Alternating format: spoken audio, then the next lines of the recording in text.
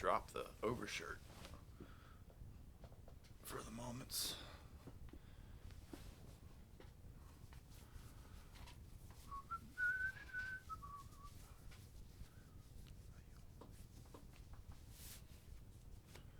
Hey Grim, how are you?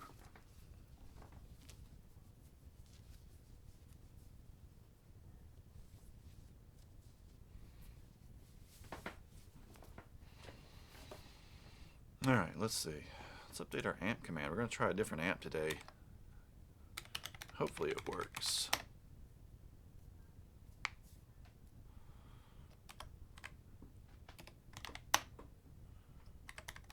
Ashdown.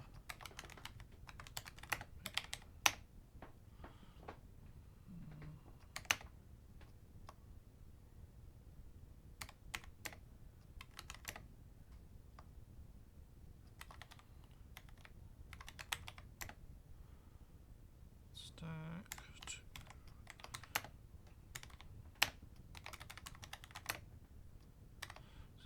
It's G75 T's that are in there. That's close enough. I'm doing all right. I'm doing all right.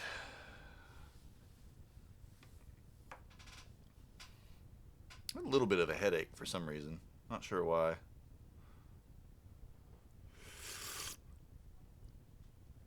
Stream froze. I don't have any issues showing here. Is it happening for anybody else? Make sure to let me know if it does. What's it like being in a band? Most of the time it's pretty annoying. Actually, depends on the type of band. Generally involves a lot of bickering about, you know, when, where, and how you're going to rehearse. If you're doing original music, then it involves a lot of bickering over who's doing what and why and what should be like what and how it should be done. When it all works, though, it's pretty amazing.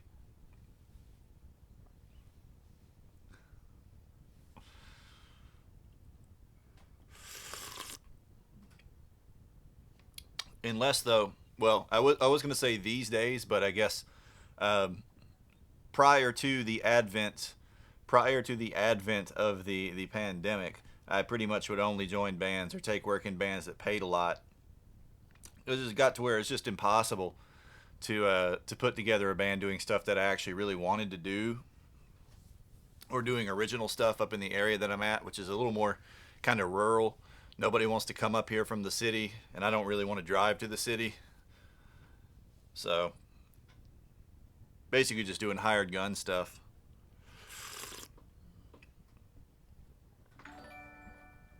Icelandic black. When did it grow such a beard? Dude, the beard's been, I haven't shaved since October or November sometime, so the beard has been growing. Been growing in. I've got it actually pretty combed back now. It comes out quite a bit if I comb it forward or comb it down at all. Of course it's Icelandic black metal. What else would it be from Priest? Casey Jolly. Dude, that is absolutely amazing. Thank you so much for that resub. You're on a 5-month streak. That's crazy. Crazy, a 5-month streak. You guys blow my mind. Like, I can't believe you guys just keep coming back and resubbing. It's incredible. Total sellout, yeah, total sellout. But that's kind of the reality, you know. Like, if you want to actually eat and put gas in your vehicle, you kind of have to take the sellout gigs, the crappy cover band gigs. If you can land a corporate cover band gig, oh my gosh, you can make a friggin' fortune, relatively speaking. But you know, my primary income has been for years has been really just from teaching, because that's about the most steady thing you can get. Even when you have a cover band, it's pretty difficult to get paid at a lot of the bars around here. You know, they will do anything they can, anything they possibly can to stiff you.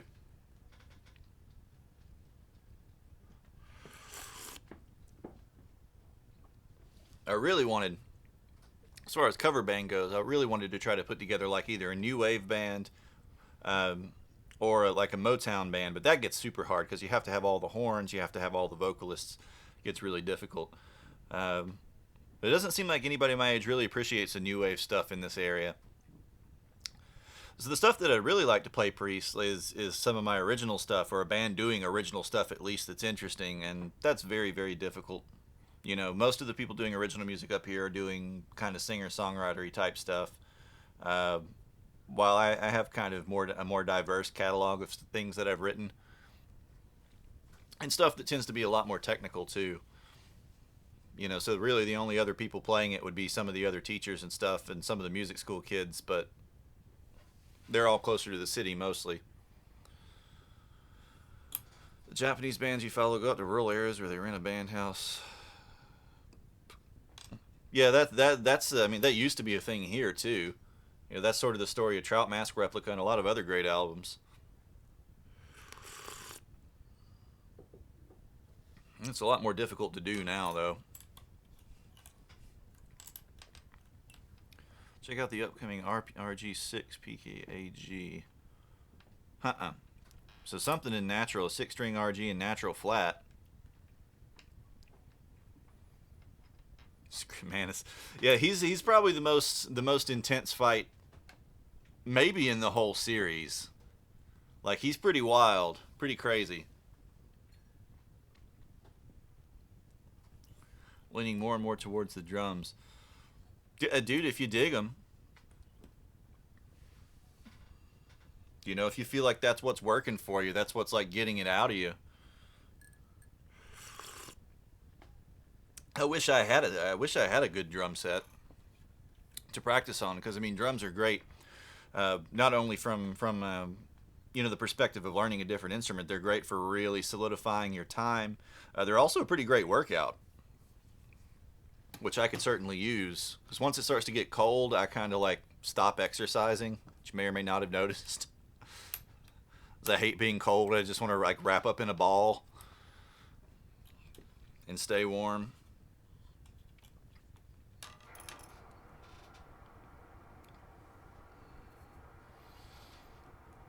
Yeah, yes and no. I mean, the drummer's not really leading the band exactly. The drummer's sort of providing the foundation for everything else.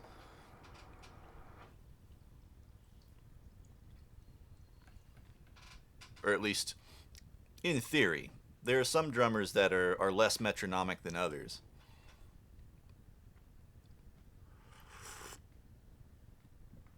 You know, a bad drummer uh, can lead a band in very, very bad directions. Other drummers understand very well how to keep steady time, but to create sort of a platform for the other instruments, which are never going to be as in time, to sort of work on top of. Kegels. Yep, dude, I'm doing Kegels right now. I mean, that's not exercise, though. That's entertainment.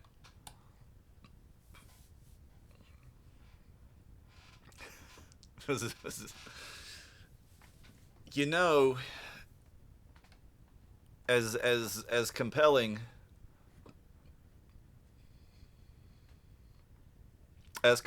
as Trout Mask Replica is, I don't actually think it's like I don't think it's his best work.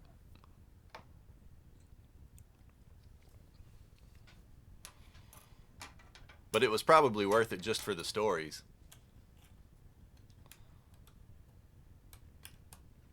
All right, what guitar should I play? Let's get a guitar on stream.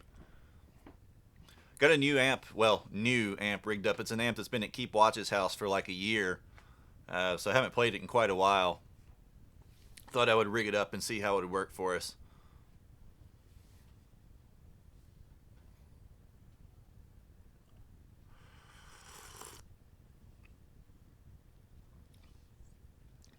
Secret guitar. Just go get a Dan Electro, break out an old Dan Electro for Metal Monday.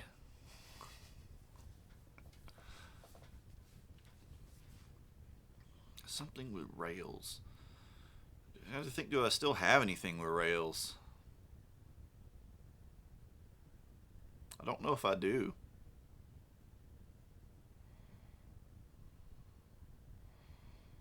Problem is that all the old Dan Electros play too poorly to actually play metal on.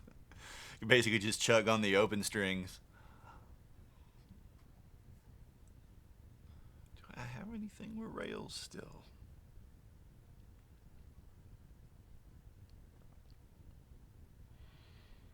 I don't think I do. I used to have, I had a G or a Warmoth with G and L rail pickups that I traded something to Smurfco for, and then I sold that guitar to a friend, another teacher who needed a good guitar. Oh, the Fusion. I traded for Smurfco a Charvel Fusion Deluxe for that years ago. Hmm. Something active. You could get the Mon. I haven't had. Ow. I haven't had the Monte out in a while. The intonation's a little bit off on it, but that might be fun. That's got EMGs in it. Why do I like guitars over drums or bass? Oh, I don't particularly like it over bass. Like on my own, I play bass about as much as I play guitar. We do a bass stream, maybe once or twice. Well, maybe once every other month. It's just not as generally popular, but I really enjoy playing bass. Drums, I just never really had them. They weren't what I was drawn to originally when I kind of got the bug for playing an instrument and playing music. But I would absolutely love to have some, because I do enjoy playing them. But I just don't have a set at the moment. Don't really have room for it. We've got too many guitars. All right. Let's see. So if we do something active, I think the Zion still needs a saddle. The Zion is my other active guitar, and I think it still needs a saddle. So the Monte is probably our only option as far as that goes. So let me go get it. I think it's easy to get to.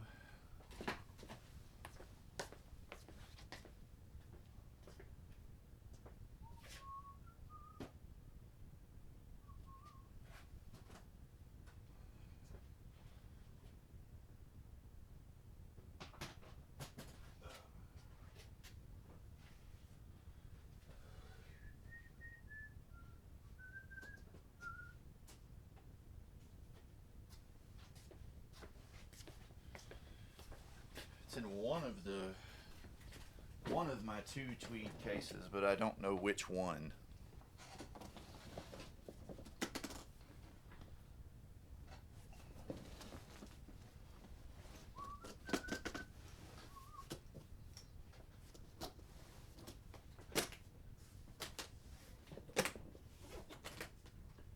Nope, this is the Strat Ultra. So it's in the other one.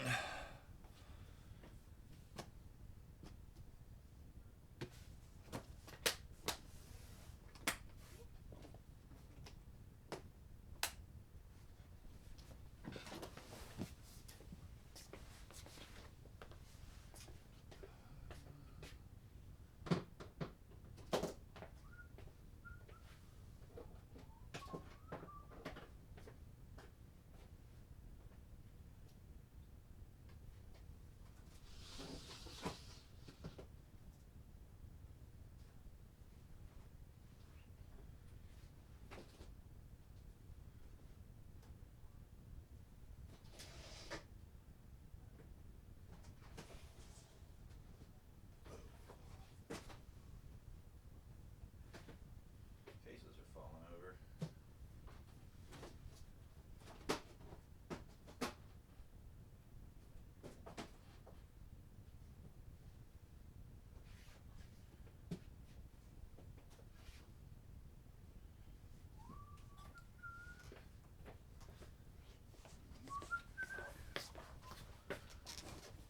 There it is. My tea is really bitter today. For some reason, it brewed up really bitter. Not quite sure why. Fun to customize a cheap guitar with. Well, I mean, I've got a bunch of not cheap guitars to customize. It's more just kind of finding all of the parts I need to finish doing it.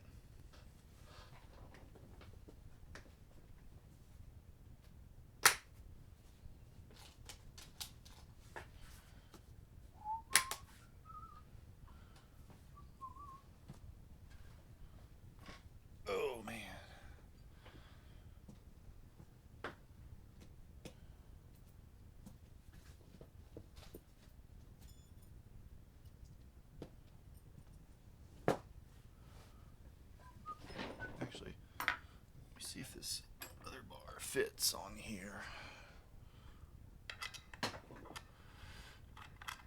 The drum set.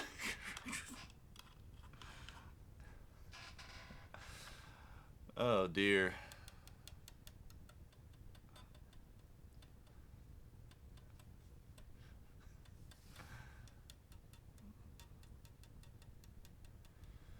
Yeah, definitely shouldn't throw it away.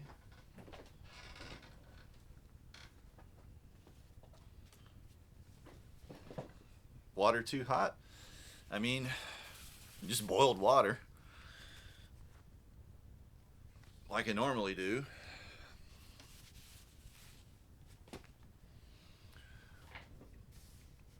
This guitar is interesting. This guitar is much too heavy for my tastes. In and of itself, it's, you know, a solid 9.5 pounds. But this is the rare example of the guitar that balances so perfectly that you don't really notice it. I guess because of this upper horn design, it hangs just amazingly. All right. Where is the long cable?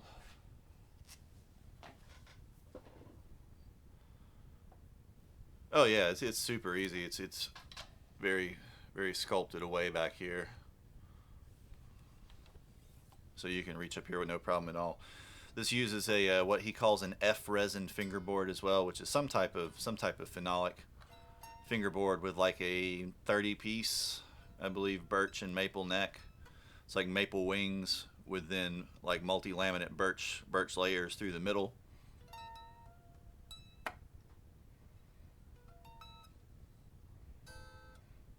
Can I react to your rap video? I mean, this isn't really a reaction channel. Kyusu, thanks for following.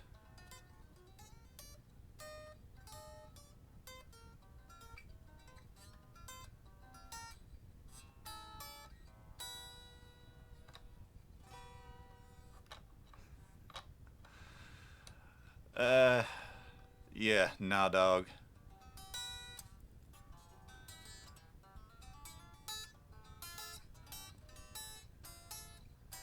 I'm afraid you have the wrong sort of channel. I appreciate you being here.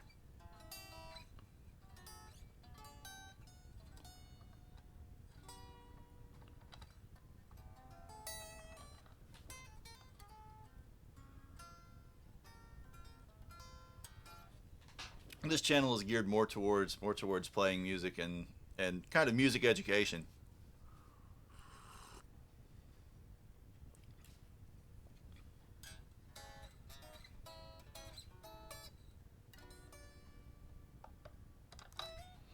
All right, let's see. Where's my cable? Let's use this cable.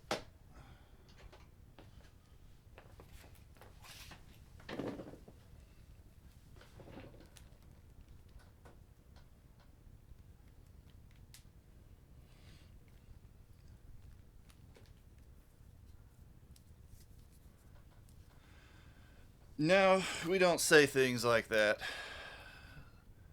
Sorry, my man.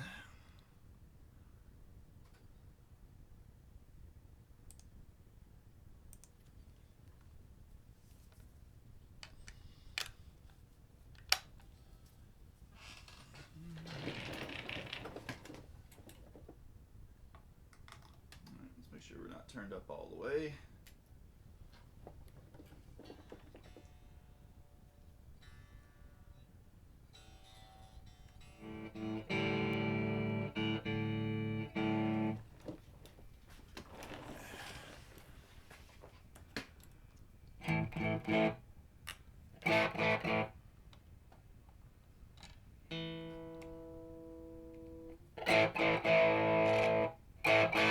Oh, dirty pot.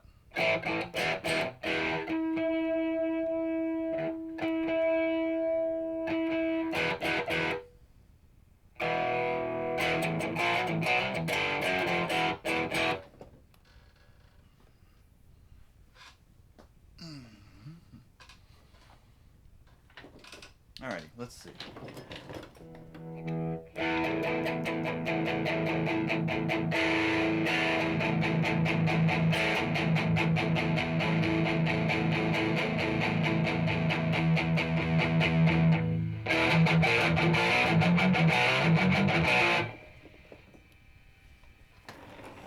A little bit noisy.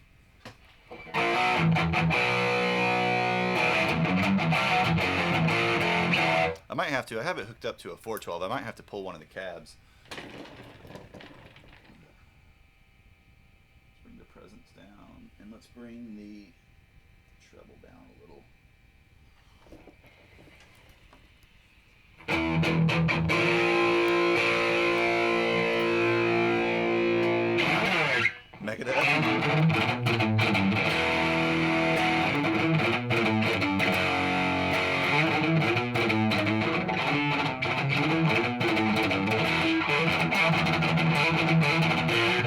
I mean, I might have to go down to a 212 because this 412 is like smacking me upside the head. Let me dial in our sound a little bit more.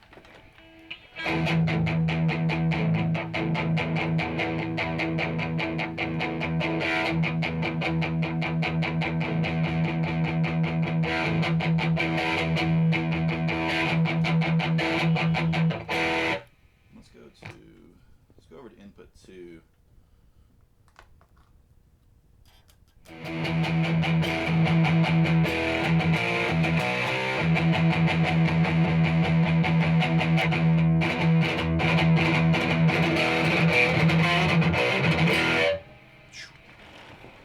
It's pretty aggro. No, not really.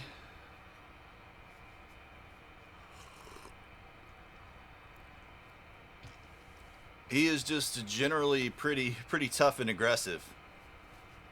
I mean, the best use for Sif generally is to use him to kind of help kite the boss a little bit.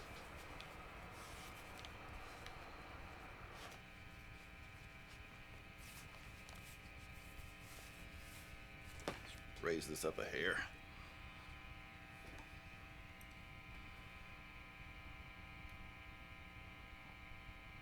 I haven't seen action, but it's entirely possible. All right, let's get a little reverb too.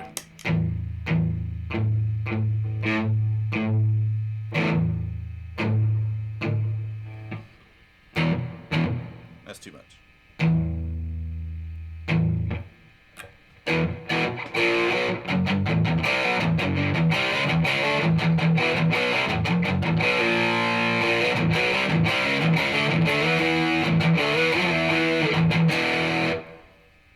Make for a pretty good classic metal kind of tone.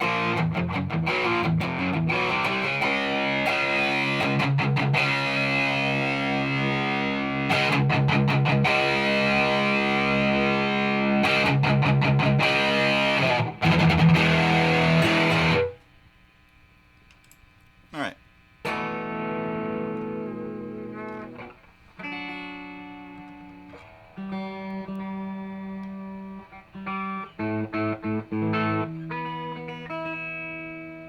This guitar needs a Floyd upgrade. Someone has replaced the original Goto Floyd with some kind of cheap knockoff Floyd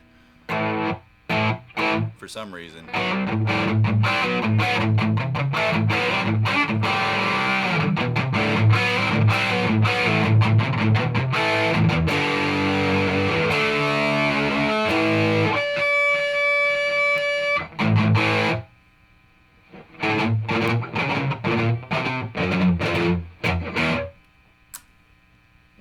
So the amp that I'm playing through is an Ashdown Peacemaker 100, which was actually built by Mad Amp for Ashdown. The high end of the Ashdown guitar line were actually handmade in England and outsourced to the Mad Amp shop, which was the original Orange shop. So it gets a little bit... got some of that sort of like gravelly, sludgy quality that you hear in the Oranges.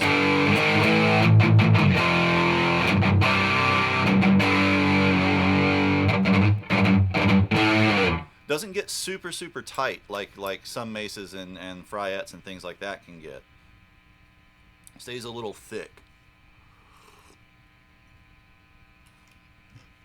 But yeah, kind of piercing my ears a little bit with it though with the 412. So I do have the attenuator I could run it through too, but that'd take forever to hook up.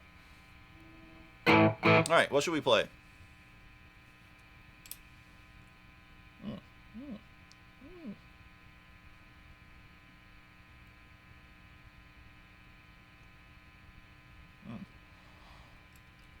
Look at that. Something messing with my tooth. Amazon's got a 125cc bike for $1,600. I don't know anything about bikes aside from the fact that my dad got his leg cut off by a car when he was like 20, when he was on his bike, and it was like hanging on by a skin tag, and they had to stitch it back on and do like bone grafts and all kinds of stuff from his other leg. So seeing that scar kind of kept me away from bikes.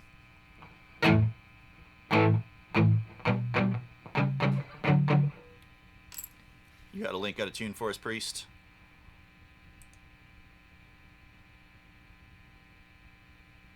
Come on, open.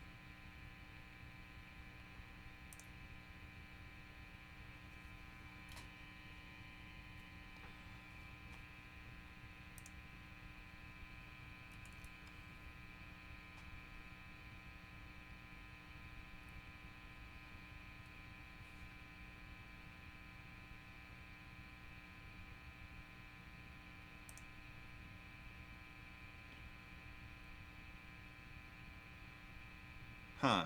That RG6 PKAG reminds me a lot of like a Reb Beach, but minus the cutout on the body. And the sort of angular pick guard.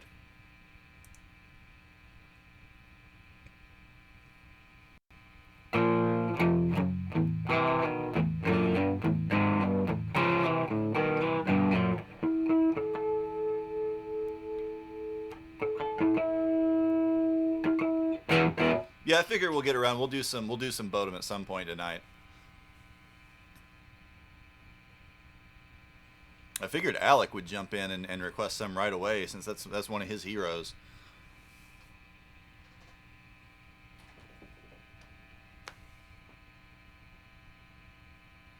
An 11, an almost 12-minute long song. Sforte doti.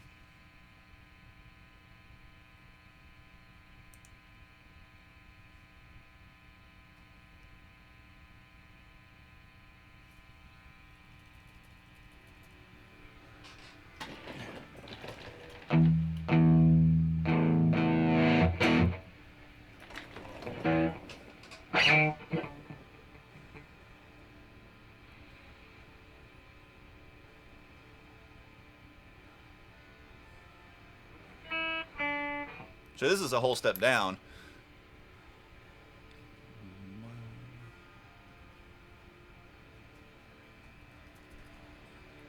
Boom, boom.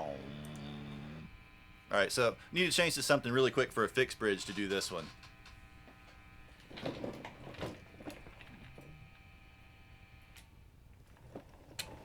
This is in, sounds like it's in D standard.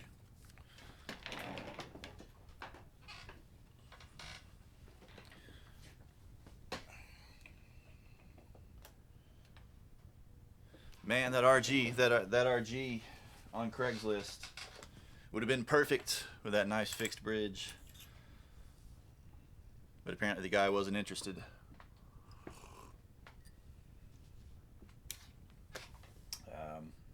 We'll just get the reverbs at hand, and I think it might be down tuned already.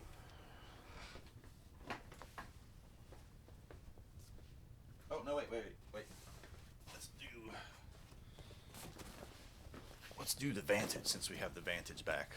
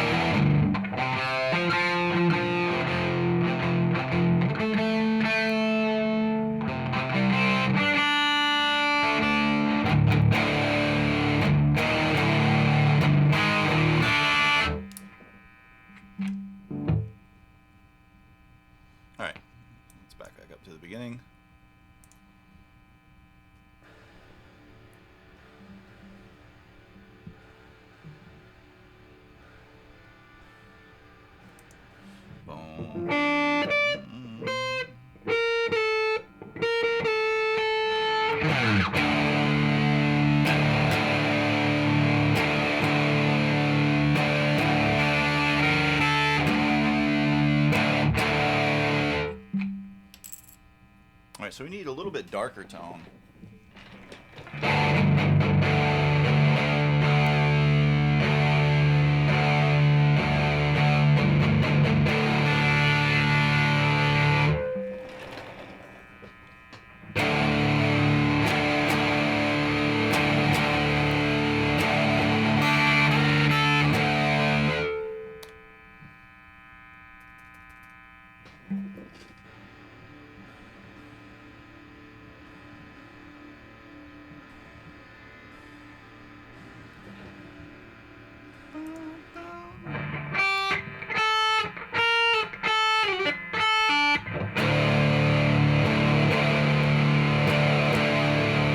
A little bit slower.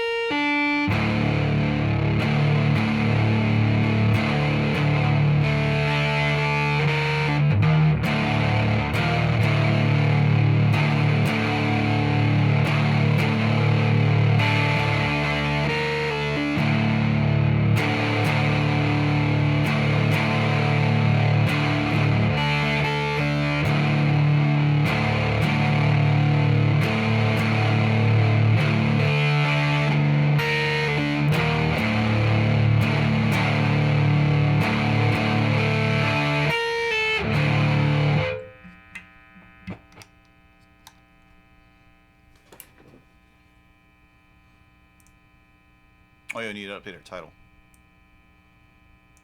Let me copy.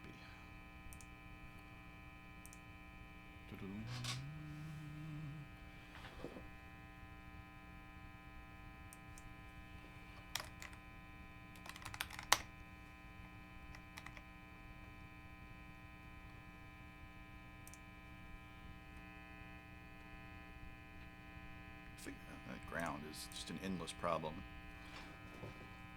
An endless source of grief.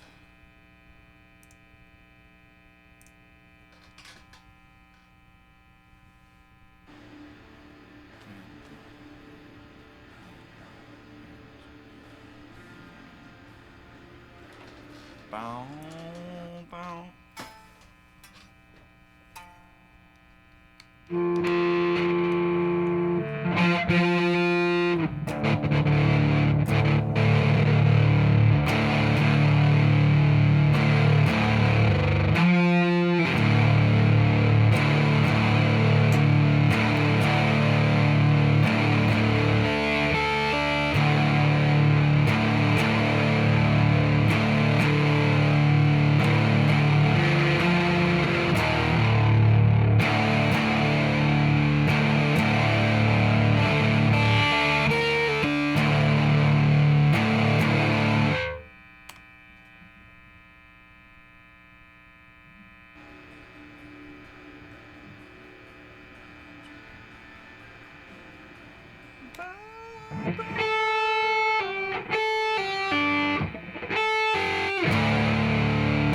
So basically we just have lots at the beginning, lots of little variations of this dum, dum, down, down, down, down, then open, then most of it's working up here around the 7th and 8th frets. So like 8-7, 7-0, 7-5, that type of thing.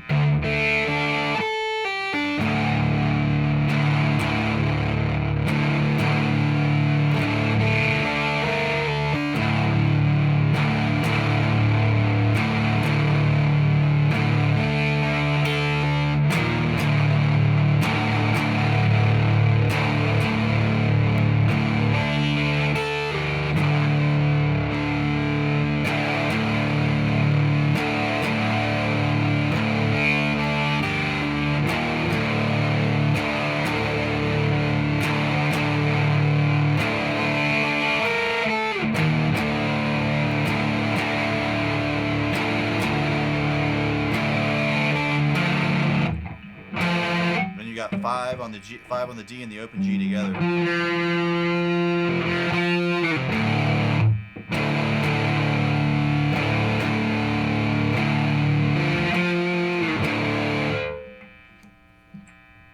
Slumps and not play.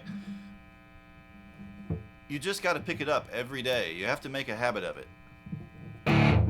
You know, set aside some kind of time to just pick the guitar up and play. Even if you're not really playing anything specific.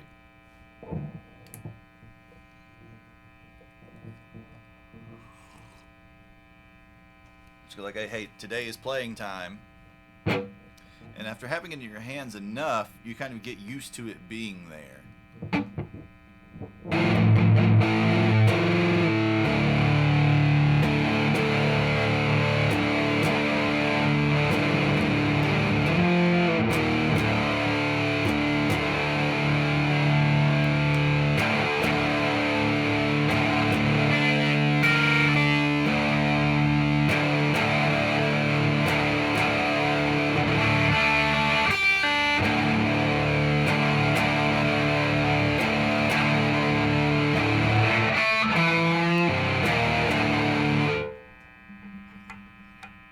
Yeah, video games will eat up your practice time hardcore.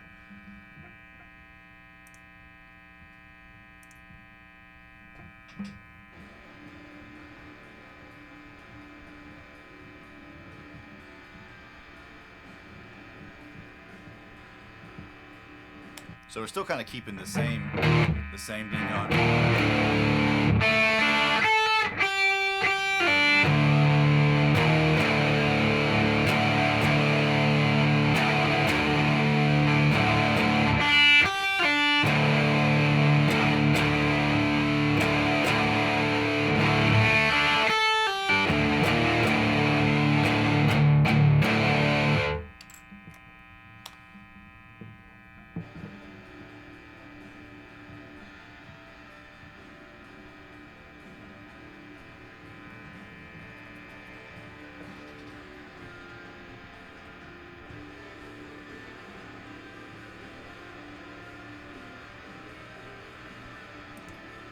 Down, down.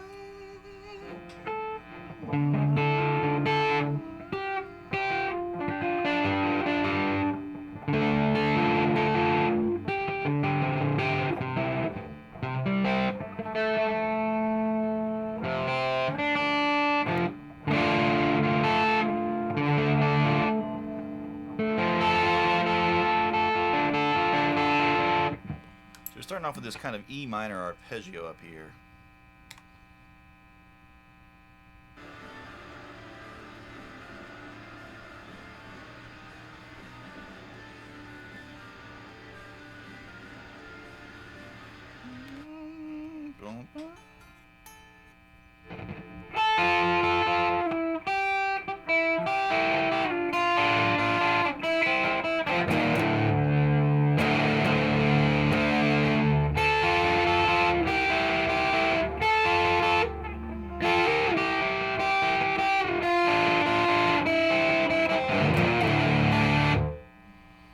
$40 mandolin. I probably wouldn't be interested in a $40 mandolin unless it was actually, you know, like a $500 or $600 mandolin that someone was selling for $40.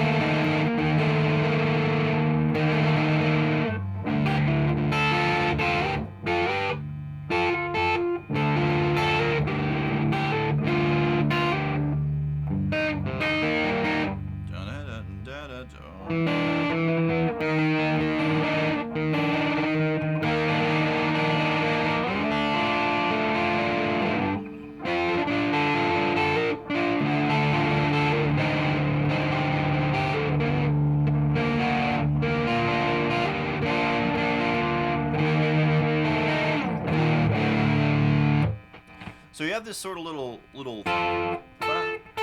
on the beat, da da da da da da da da da da, little Phrygian type lick combined with a little arpeggio.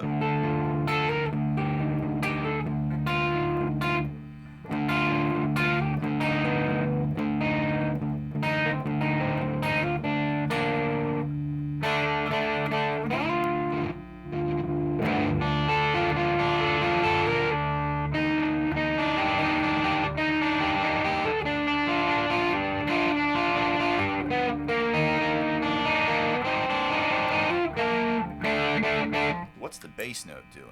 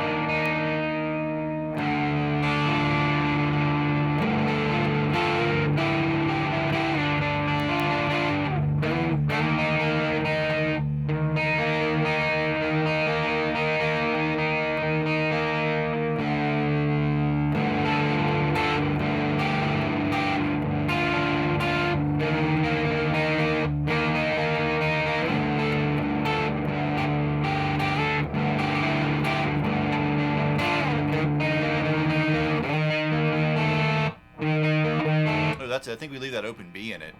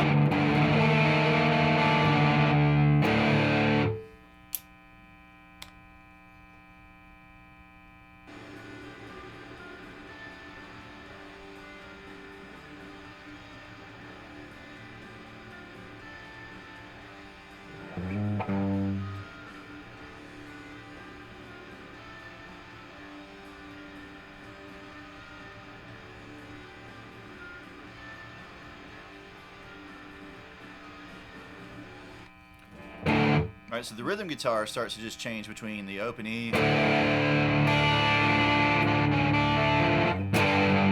an A minor,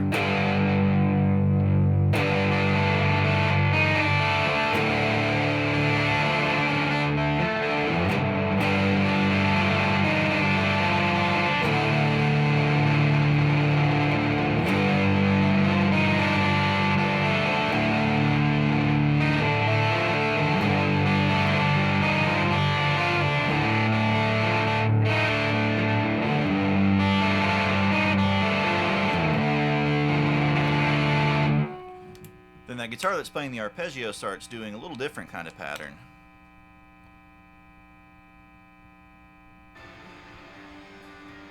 Back it up a little bit more.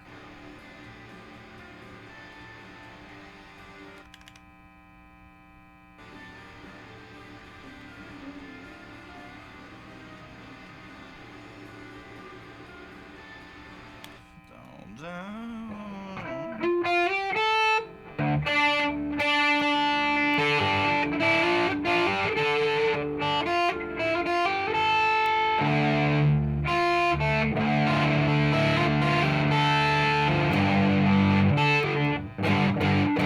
Alright, so we're shifting back and forth between E minor and E Phrygian, it sounds like. So when we have our, we're in Phrygian, but then when we get here, we have more of that natural minor kind of sound.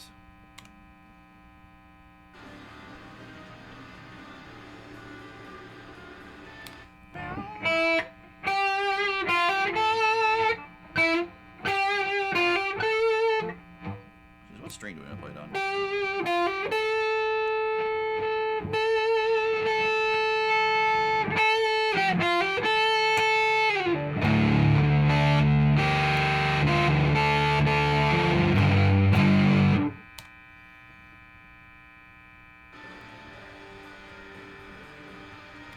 Moving back to Phrygian.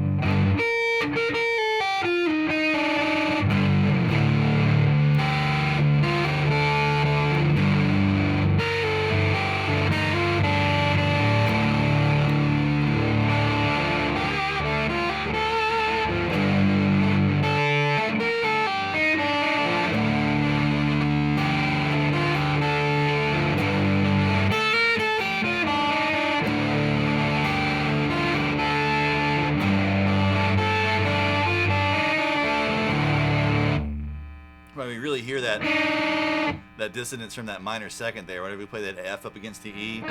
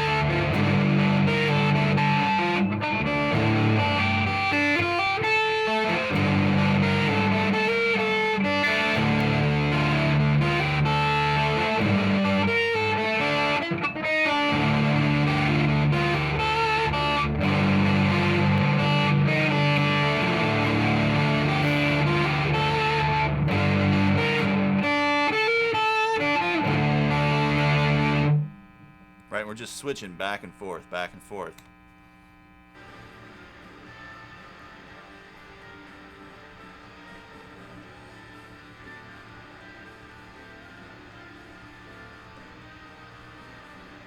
All right, and we're back to...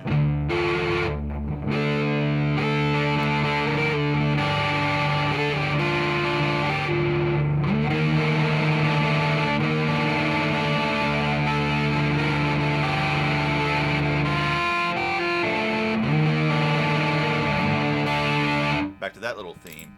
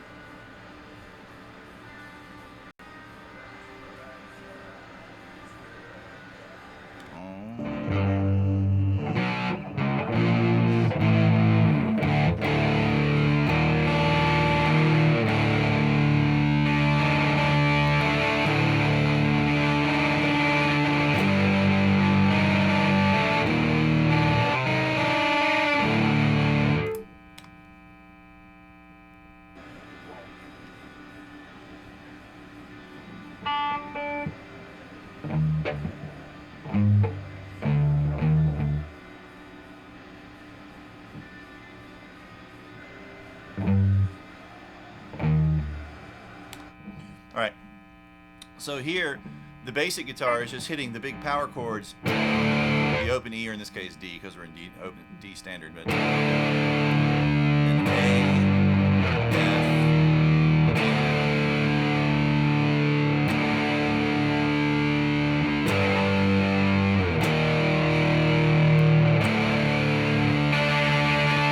F, right, then we're playing an E unison. So whenever we have the open E power chord, we're playing the 5th fret on the B string and the open E string together.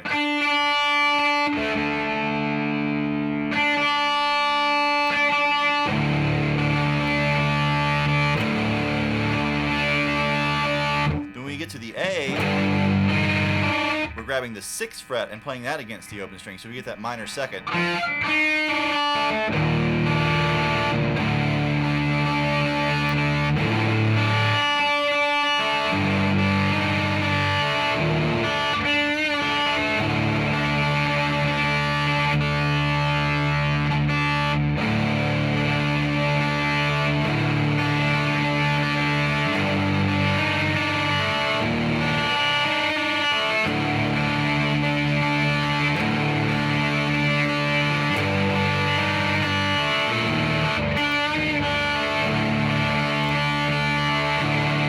It's this really, really nasty sounding drone almost. The way it's using that sort of unison and then the minor second, it creates this kind of like really, really, really, it's like rich sounding, but at the same time it's really abrasive.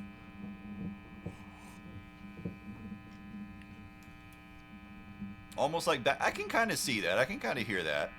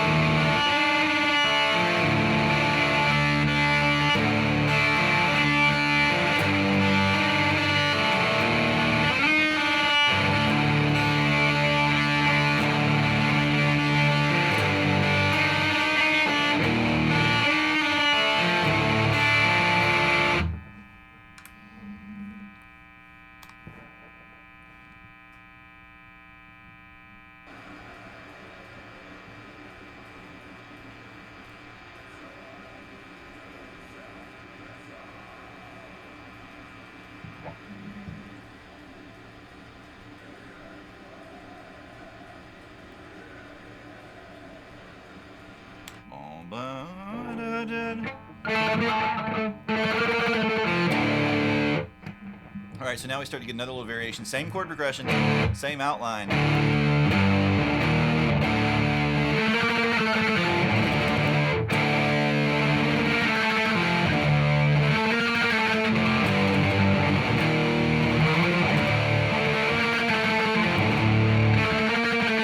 It's hard to sort of switch between the two different guitar parts, though, where one of them is tremolo picking, and the other one is just...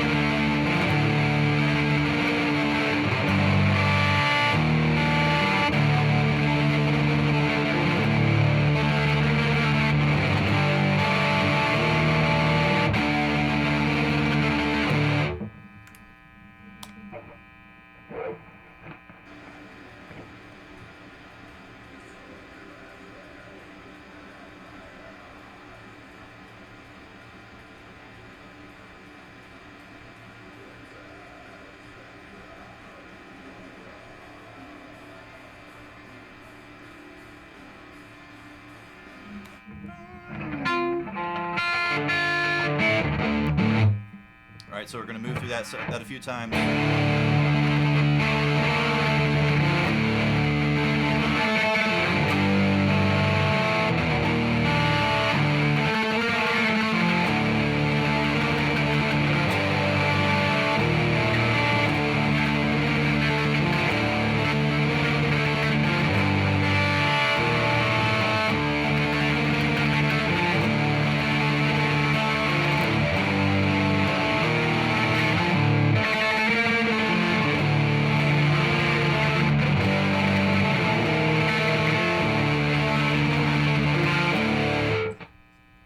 Then it sounds like we start to add in a high minor third to the E minor.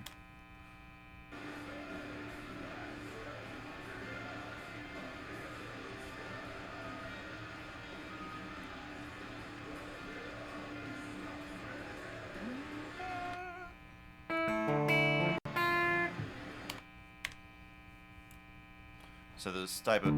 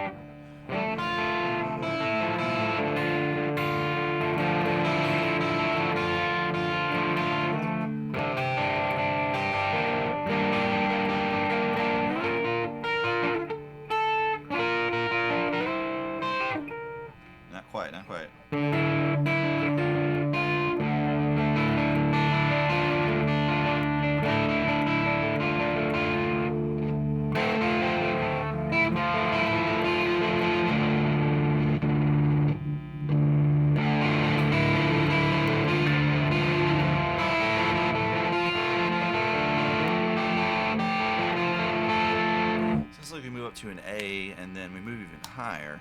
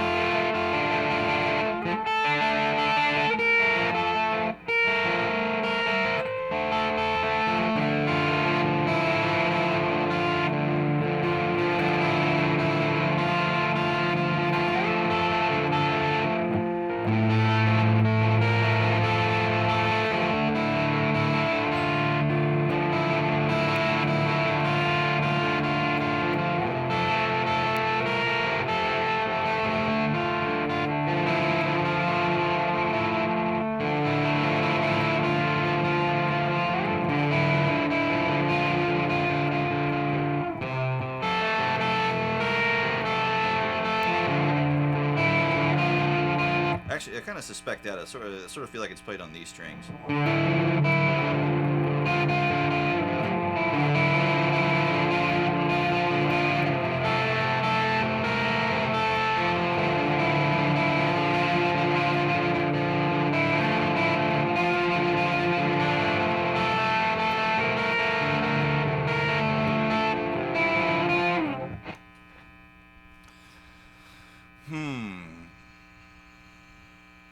I mean, not exactly. This is kind of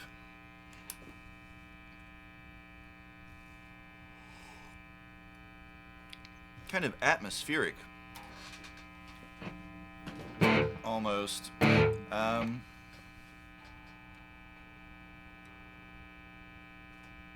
What's the band I'm thinking of?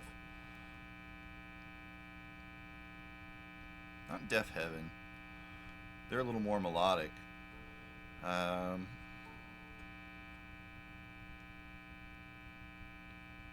So I'll see if I can think of them. There's another band that does this kind of more spacey thing, like with a lot more sort of reverb,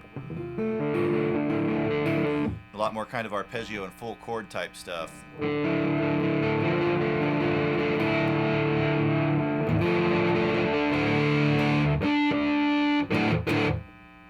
can't think of their name right now.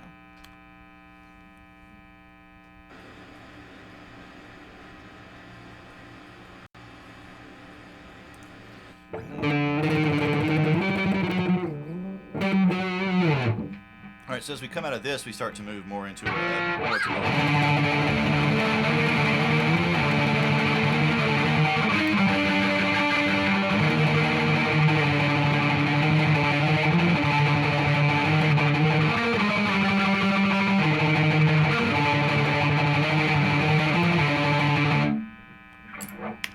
of.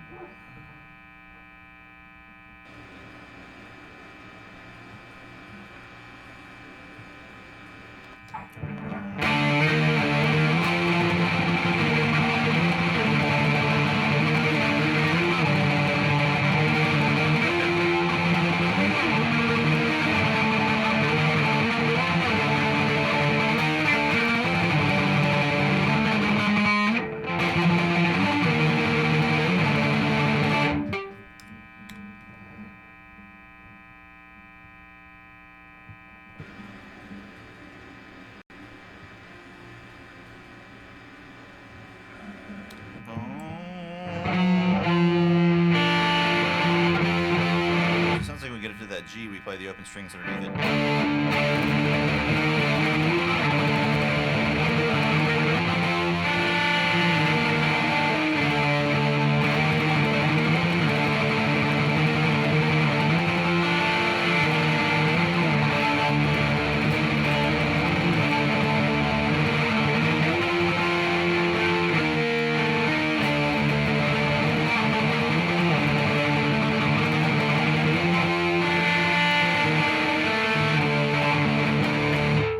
Total cacophony.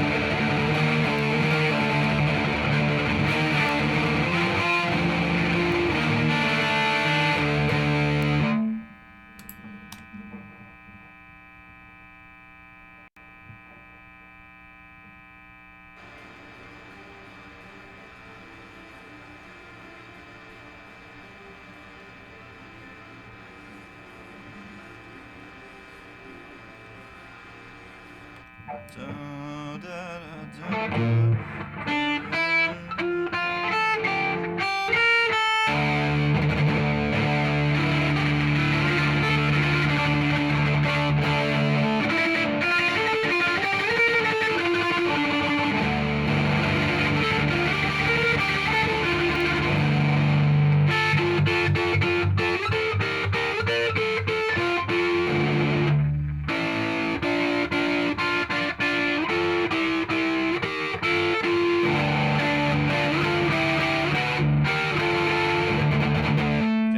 Trying to get that little harmony part there.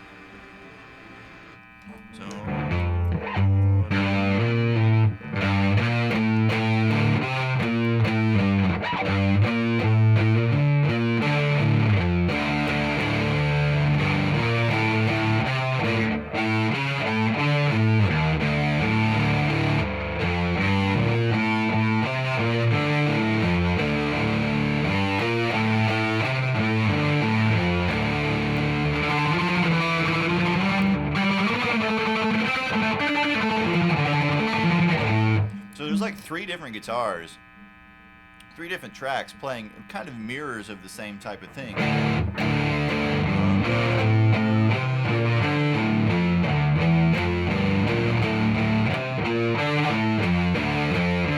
like an octave of that. And then another, a higher octave of that.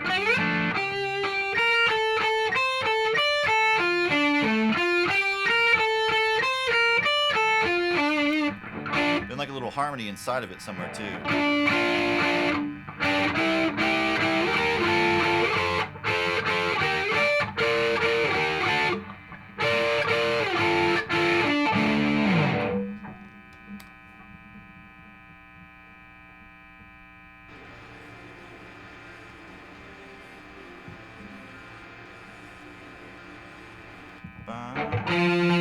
Right, then a rhythm guitar that's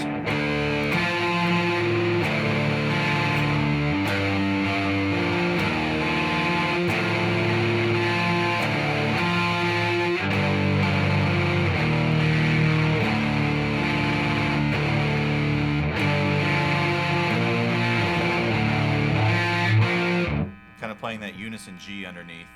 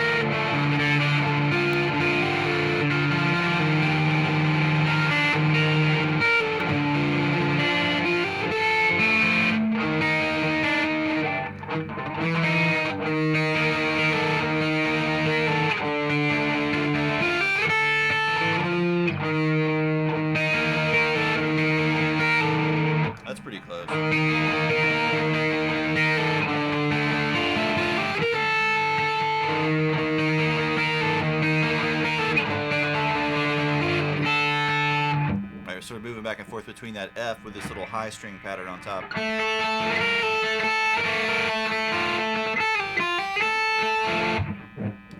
Then back down to the E minor.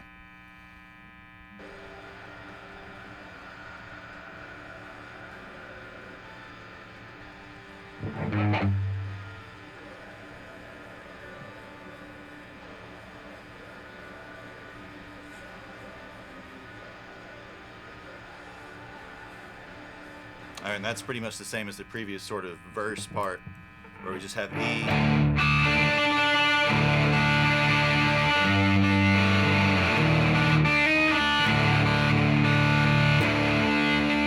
With that sort of unison E on top of it. All right, that's about halfway through that one, though. That's 5 minutes and something of an 11-some minute song. So you should probably switch it up for a little bit now, because it probably repeats all those parts over again for a while before it does something different.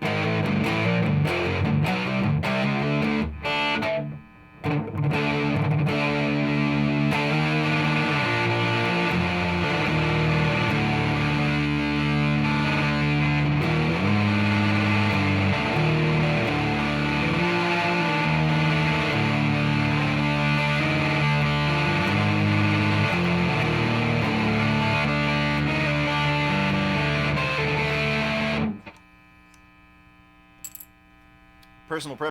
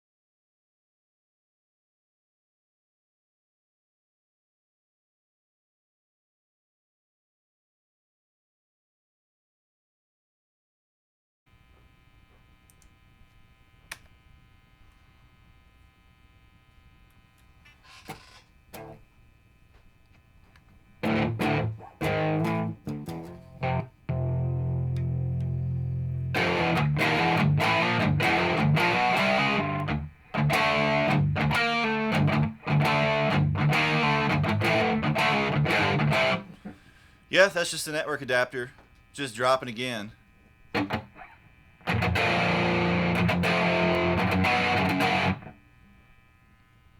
Just completely, like I turned my head, I reached over to turn a knob on the amp, and the network adapter just completely disconnected. Do you mean like my opinion of how much that's what I was asking when it cut off, was how much I like to listen to it, how much I like to play it?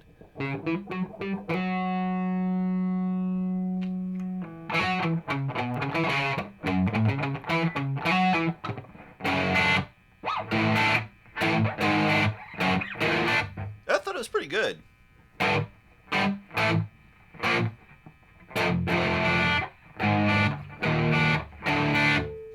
It'd be a lot more fun to play if I could actually play loudly.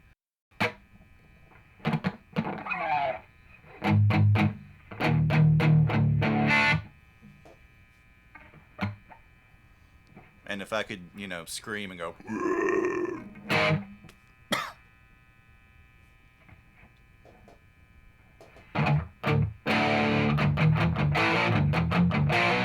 Trying to figure out though, for some reason channel 2 in this amp is like way noisier than channel 1.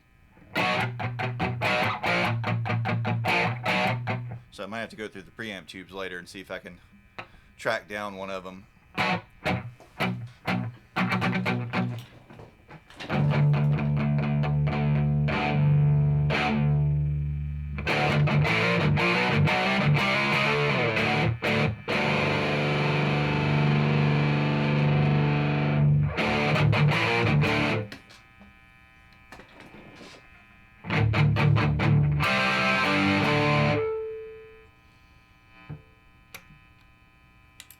All right.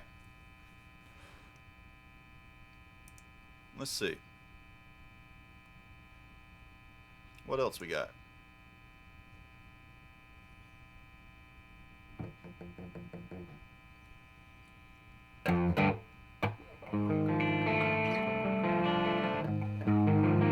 Freaking Joe Stump. Come on, man.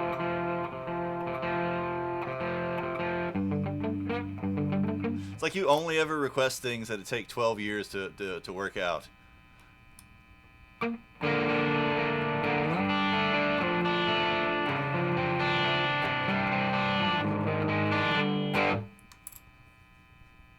A million notes.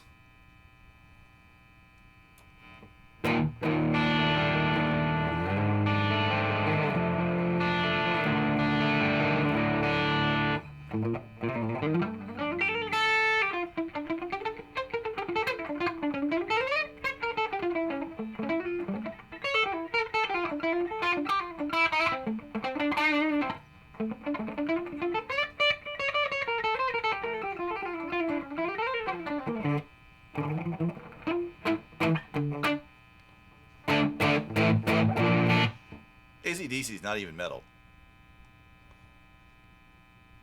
All right, oh yeah, before that though we had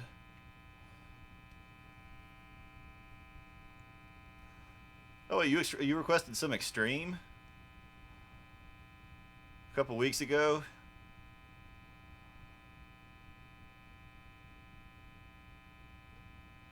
Then we got some Blue Oyster Cult from Grimm.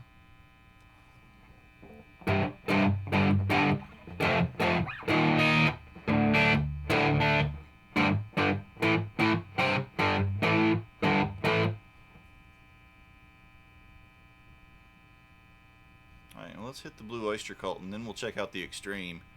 That'll probably be fun. Dude, Priest, it's even got cult in the name. Come on.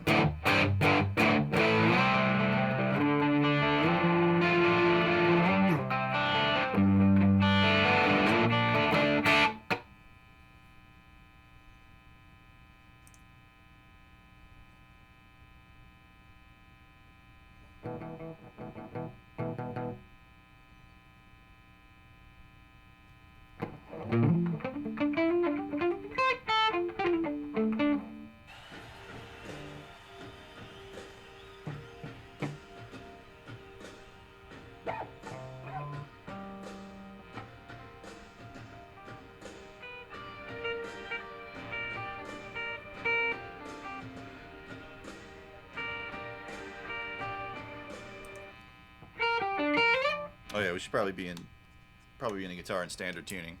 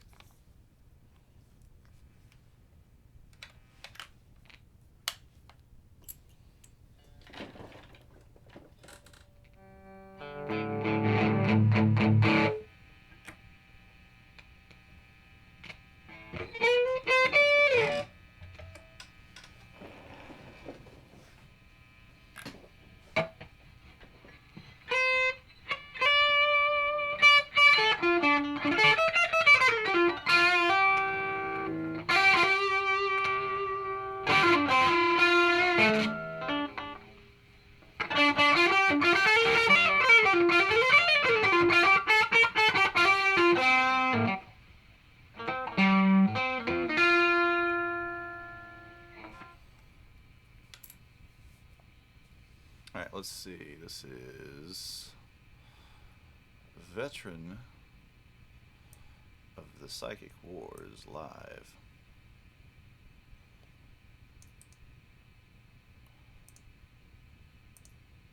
Let's update our title.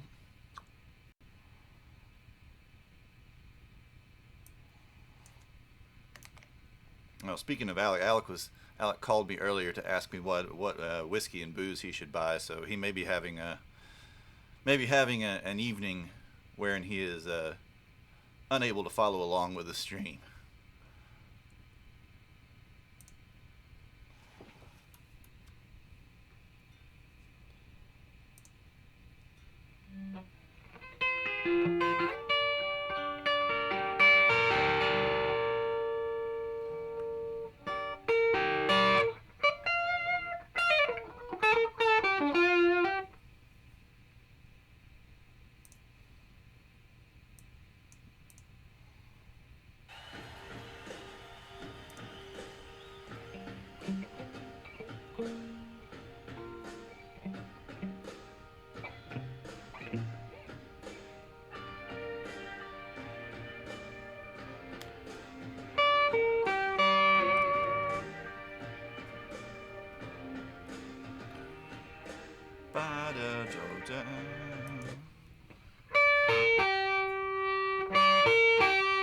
So this little G minor arpeggio up here.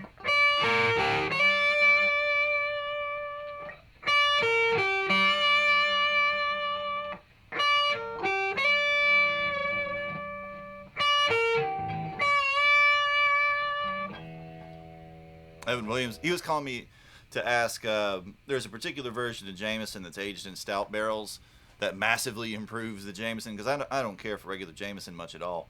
But the stout barrel version is pretty good. The IPA edition is okay. It's a little bit flowery for me. I haven't had the red ale version, but for $30 or so, that stout edition is very difficult to beat. The sort of character that those barrels imparts makes it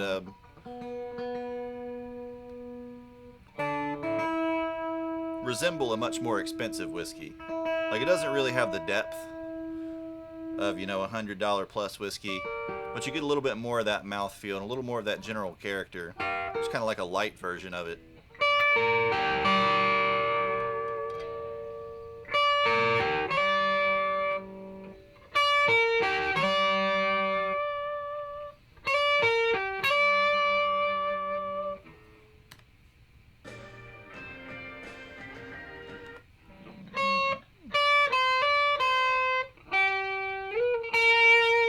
So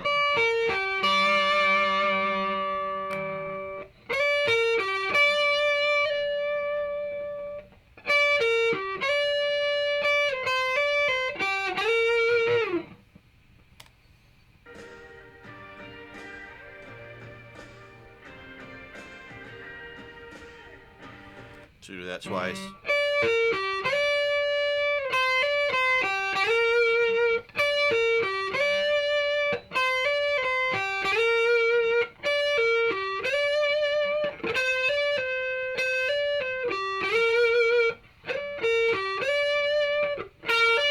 Yeah, I'm pretty sure he's playing it with this arpeggio shape.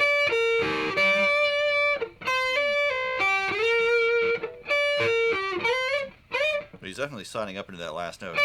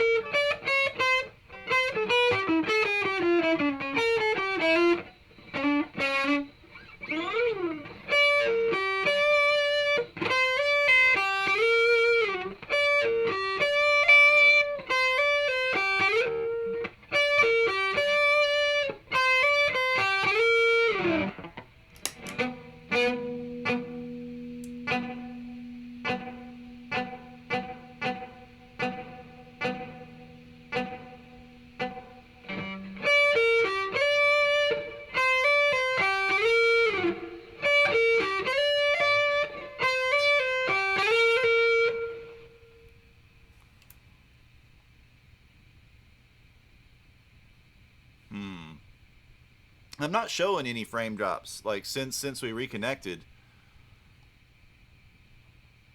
Like Streamlabs is telling me everything is okay.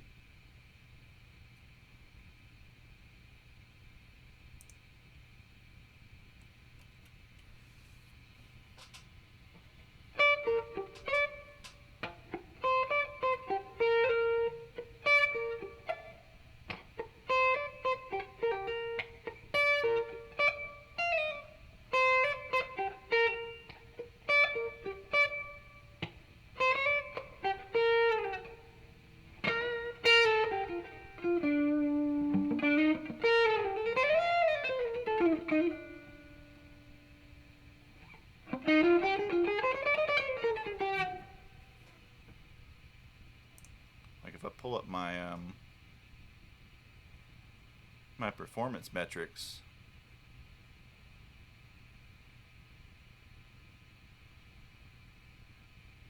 everything seems to be okay. I'm pulling between 57 and 60 FPS pretty steadily.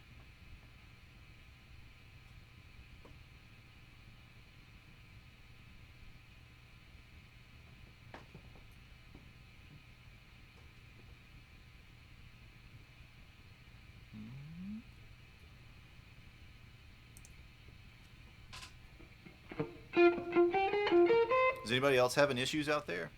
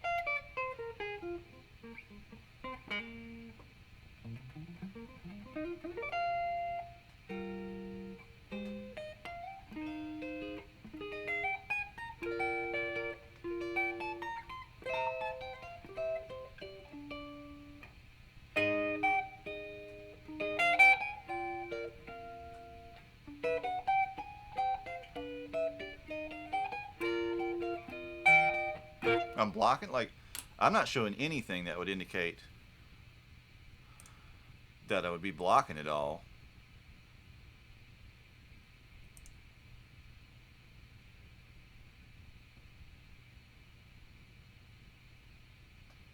Like our CPU is actually running pretty low too.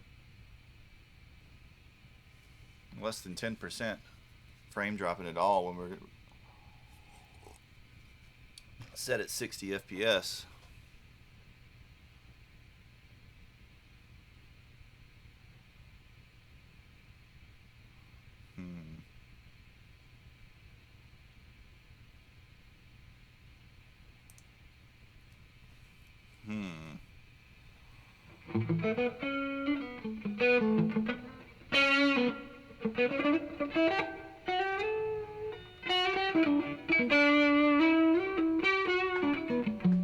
That's concerning.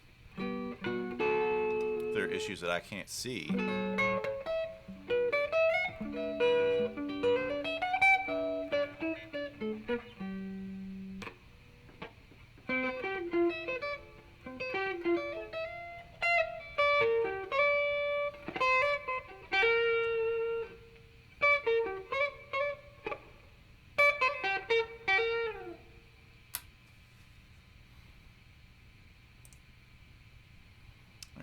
Let's persist with our tune here and see.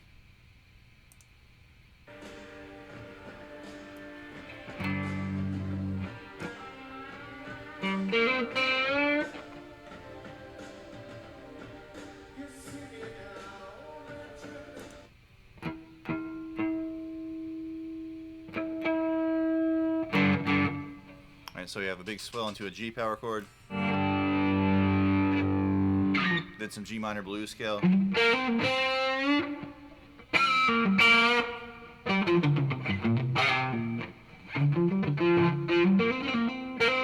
I hope it's just Twitch and not me, because like I said, I've got no real indicators that there are any problems at the moment on my end. You know, bandwidth looks pretty good. Frames look pretty good.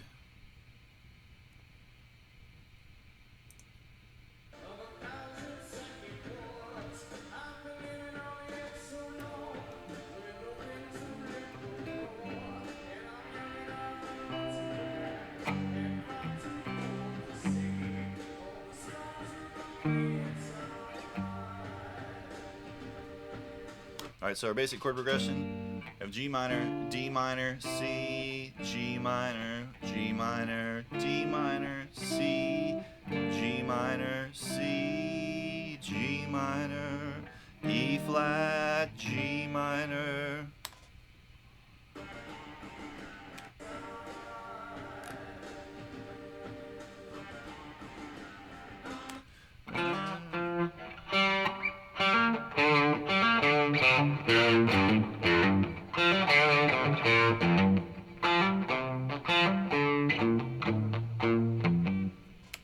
Not quite.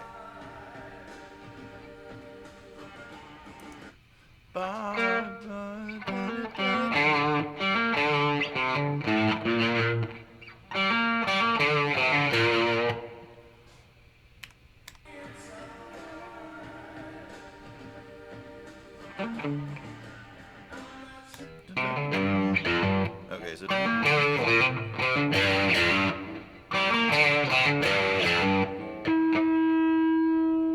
so that's G minor pentatonic.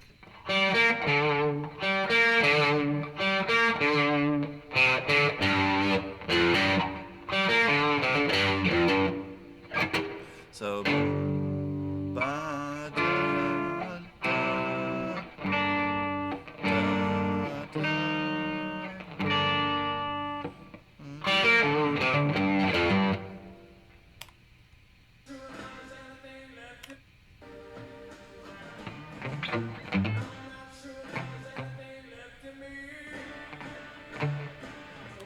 I'm not sure, C, there was anything left to me. D, D, D. C minor, G minor.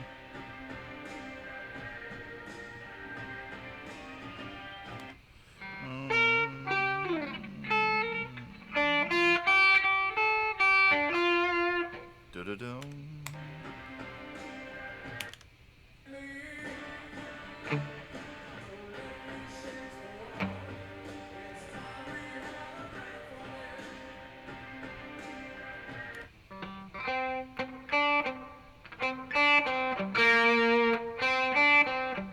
So C minor, G minor, C minor, G minor, C minor, D, D, D, D, D. C minor, G minor, C minor, then G minor, C minor. Like a really quick change. Ba, ba. Then we get this like, which is just C minor pentatonic.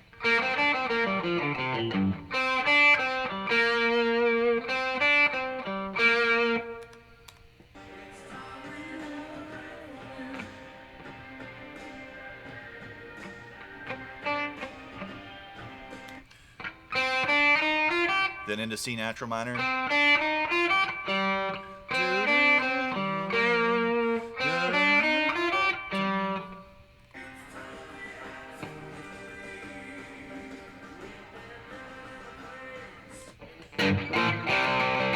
G, B flat, C. That's like American Woman pretty much.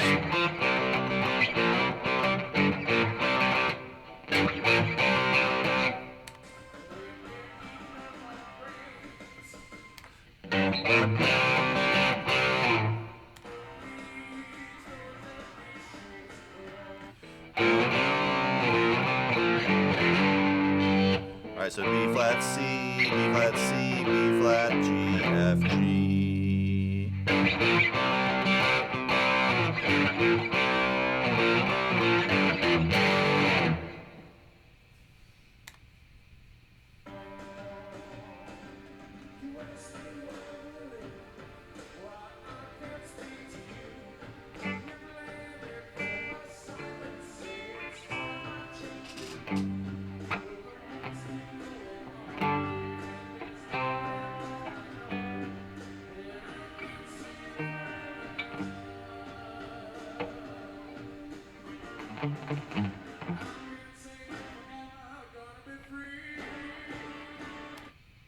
So we have our lick again. We have our G minor, D minor, C, G minor, G minor, D minor, C, G minor, C minor,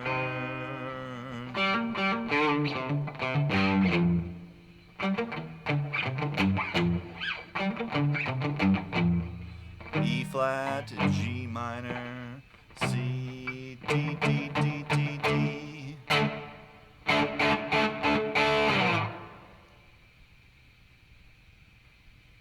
A little bit more mid-range.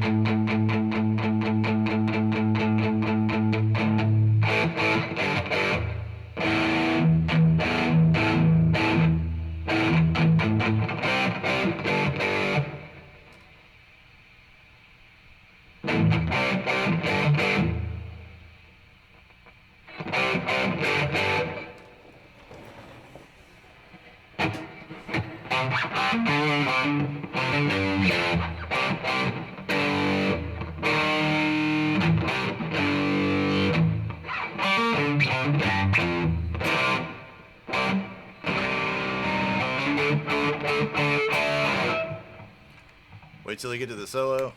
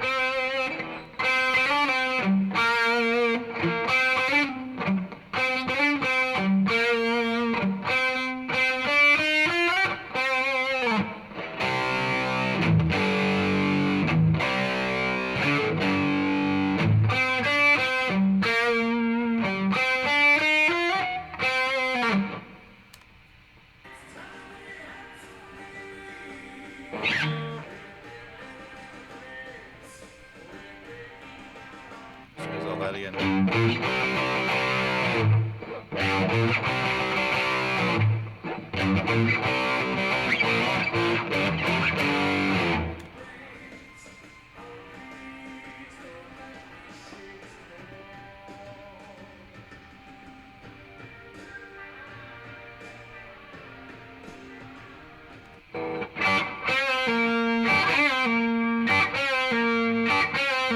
So that's just minor blues scale, where we're barring down these 2, 3, and 3 on the bottom 2 strings, grabbing them, pop, then bending the G string.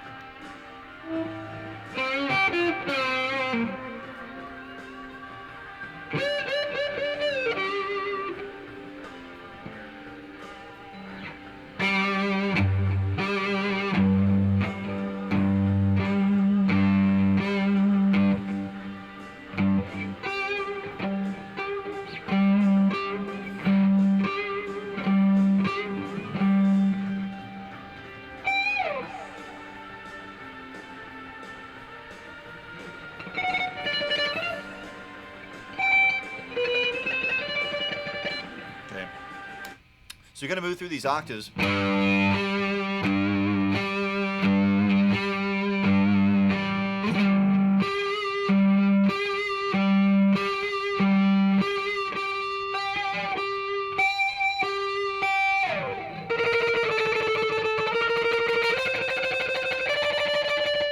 You start tremolo picking, kind of up the G minor scale.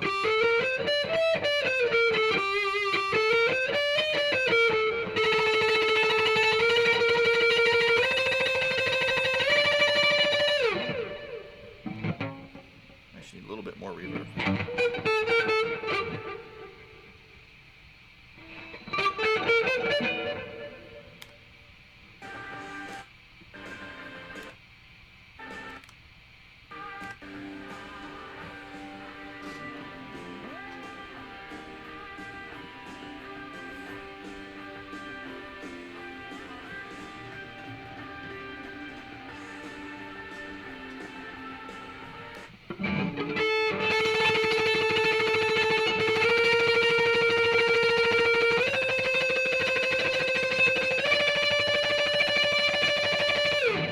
So that's starting on the second tone of the G minor scale. So that's starting on A, then up to B flat, C,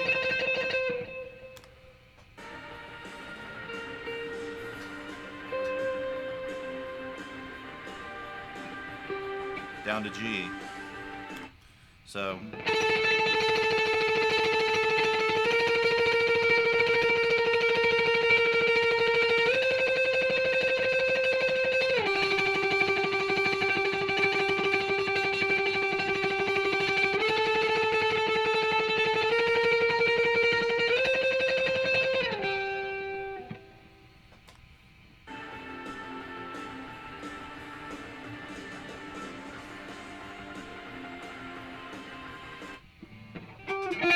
then down to an F.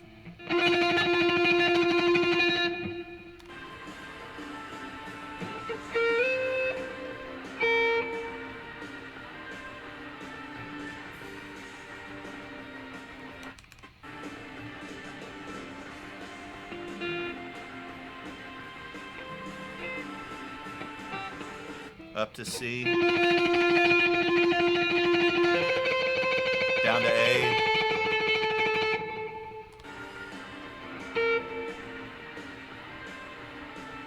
B flat, C, B flat, A. So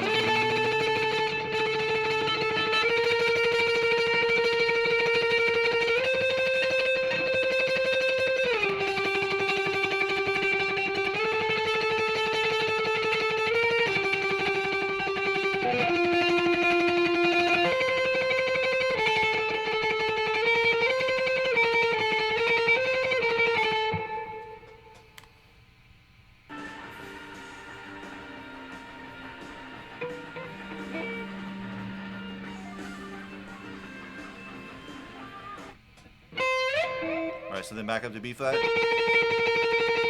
We kind of stay on that.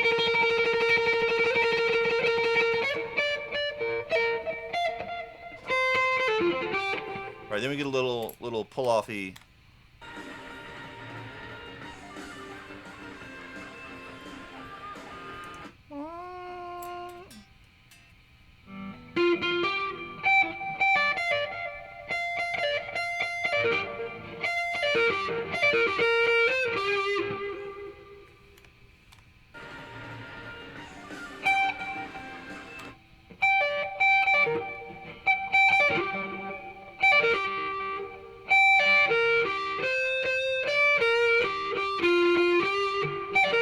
So that sounds like a big G minor arpeggio, right? So we're going to reach up to the G on the 15th fret with our pinky and pull off to 10, D on the 10.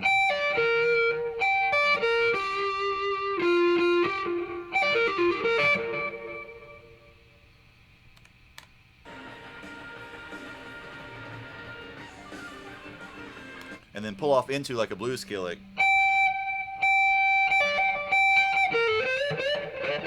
Might be a little bit higher. We might be starting on the B flat and pulling off to here.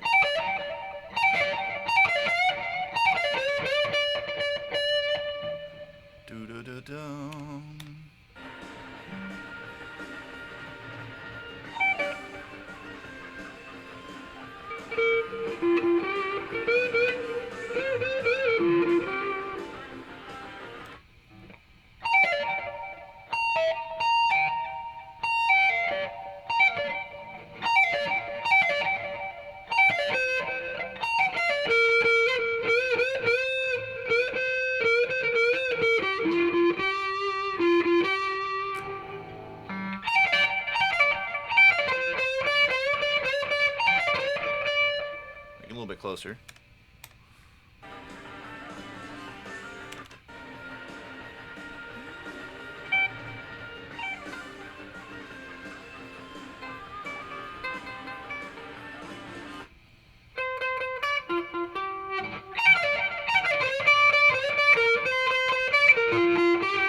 Yeah, so we're starting with a B flat. We're pulling off to the G. Then doing the same thing on the B string.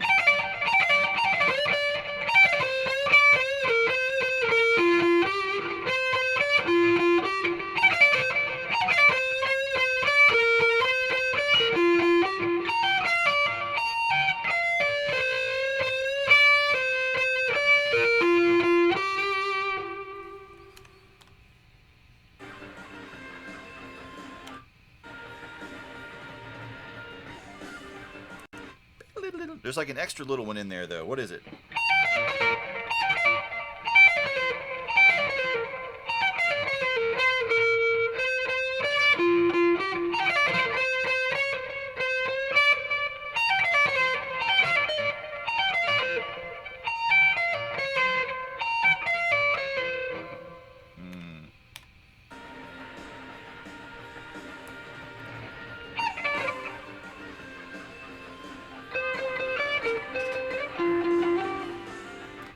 So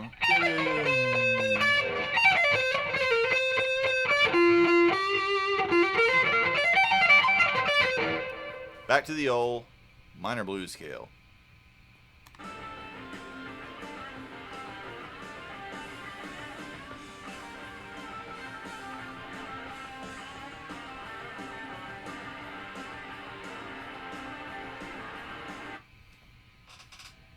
All right.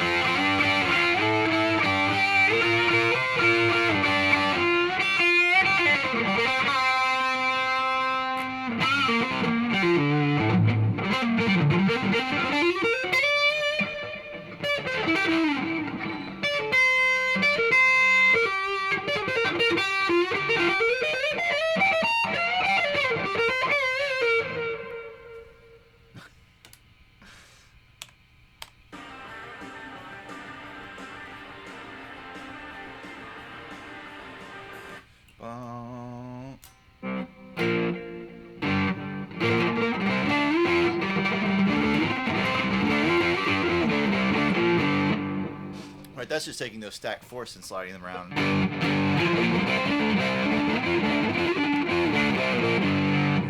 This is all pretty much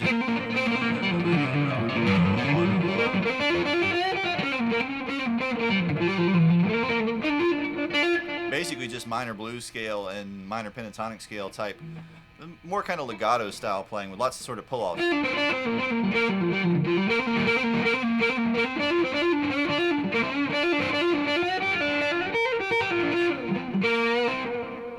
Those types of phrases. Every now and then he'll throw in a little bit of minor scale.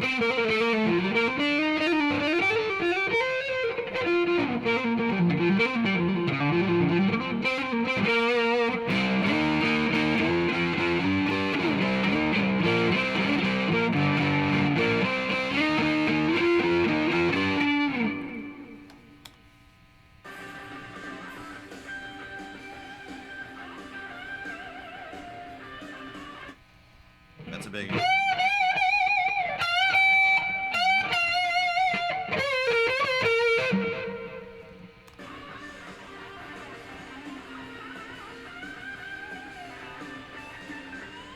There's a little bit of minor scale that.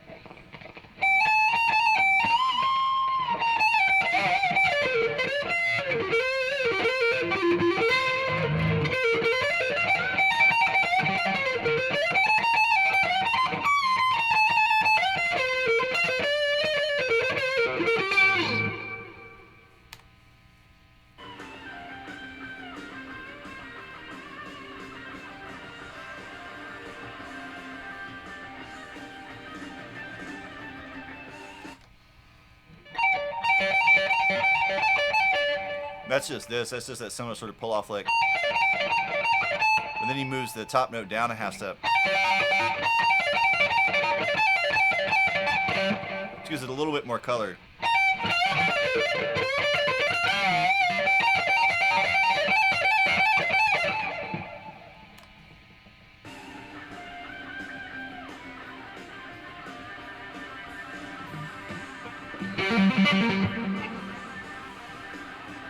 All right, what he's doing there is he's pulling off the scale tones to the open G string.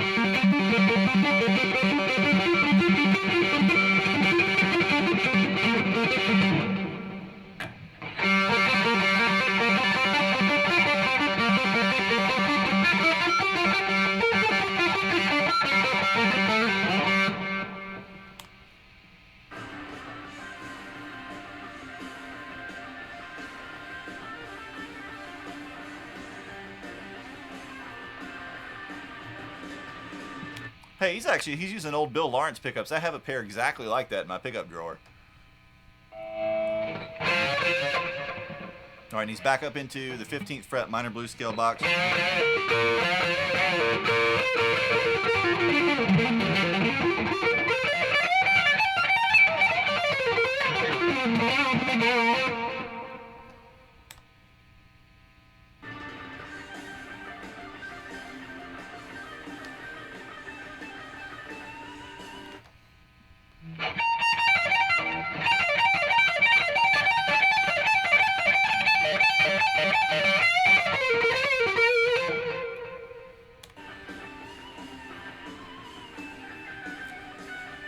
A little bit of harmonic minor there. You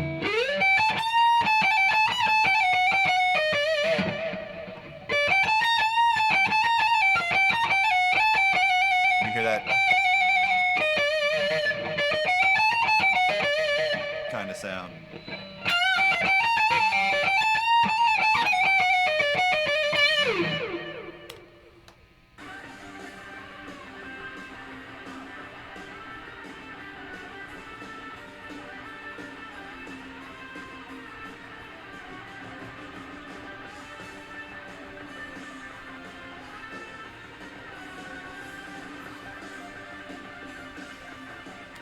All right, so then some more minor blues scale, and then he moves into sliding octave. The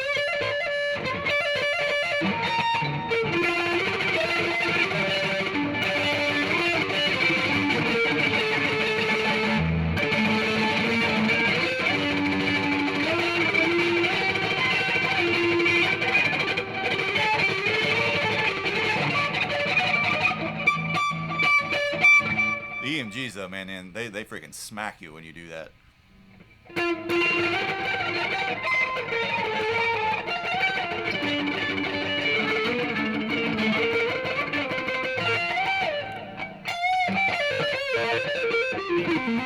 Then back into blues scale.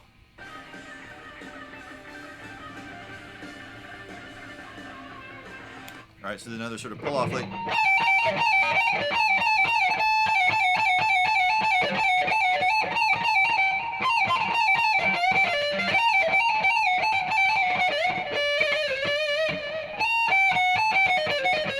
Another little bit of harmonic minor.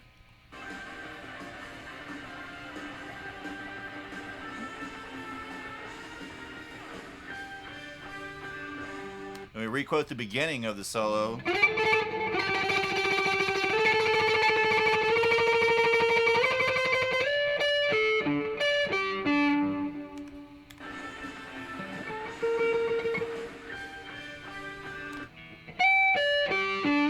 Then we move through these octaves of G and D.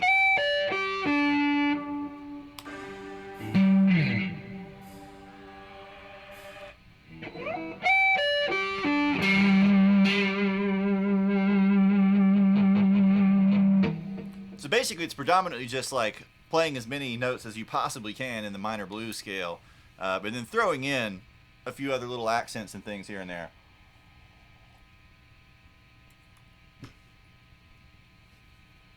You're gonna die in the middle of the solo, huh? Well, so what I was just saying, we just got basically to the end of the solo.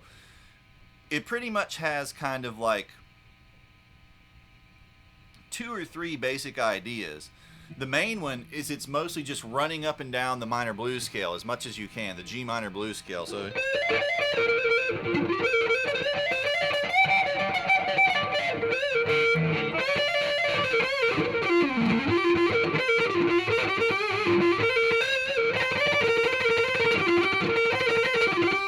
right, things like that. Then it's got a few little like specific licks, like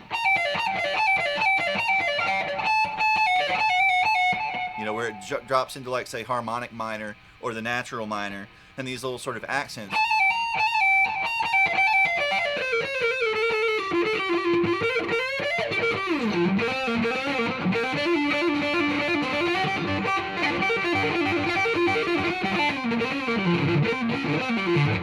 Right, then a little bit where it's like pulling off the open string, still following the same scale,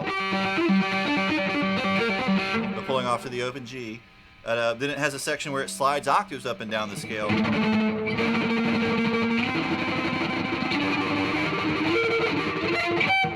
Like that, but in between each of those, it drops back into some blues scale noodling. Right, so he's like blues scale noodle single notes, then play some little variation like some pull off lick or a double stop lick.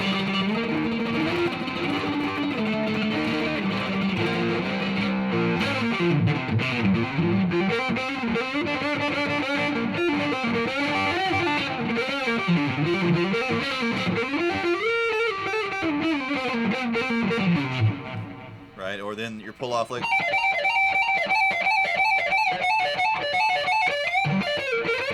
Then back into blues scale, like every time.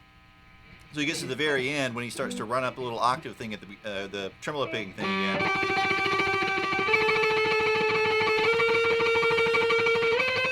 Then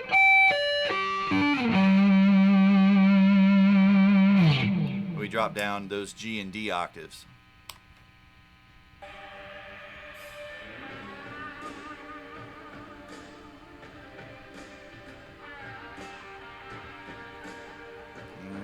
Then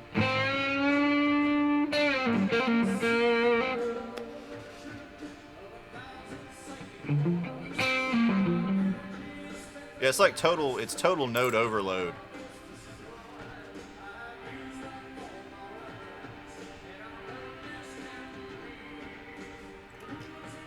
There's our E flat, G minor. There's our lick.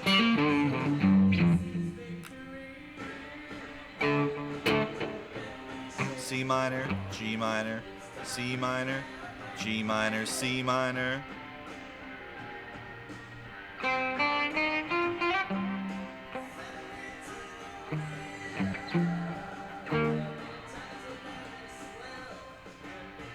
And there's our G, B flat, C, G, C.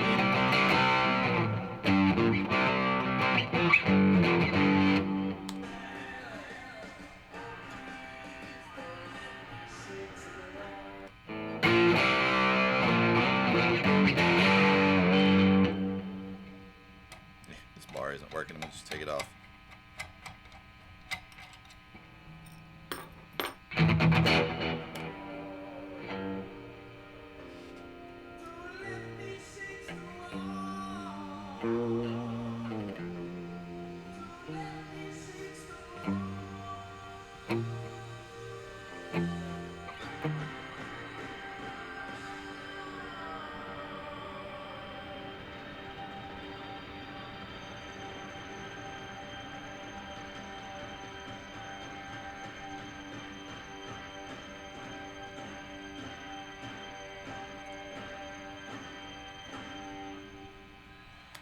All right, then we just end with that big B flat, C, B flat, G, F, G.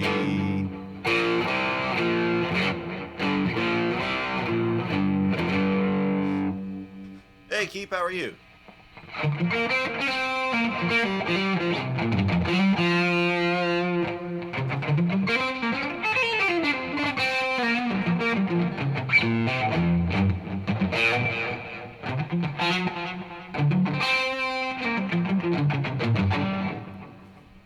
I'm okay. We're just finishing up Grimm's song, just finishing up the Blue Oyster Cult tune, and then we're gonna do. We had an extreme tune from Ophisad. Should be fun.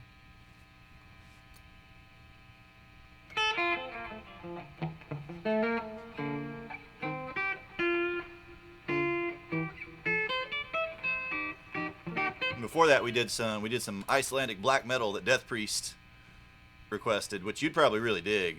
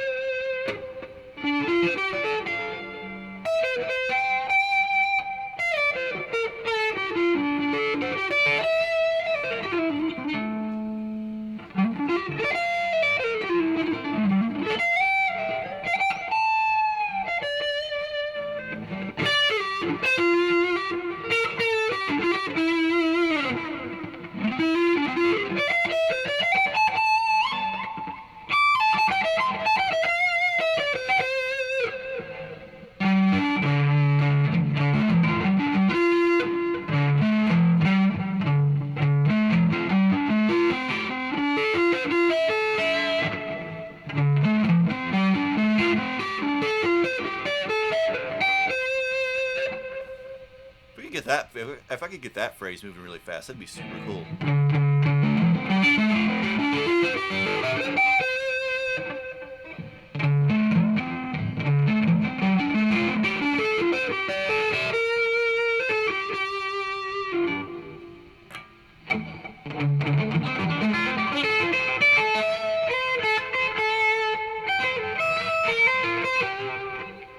You have to do it in reverse though.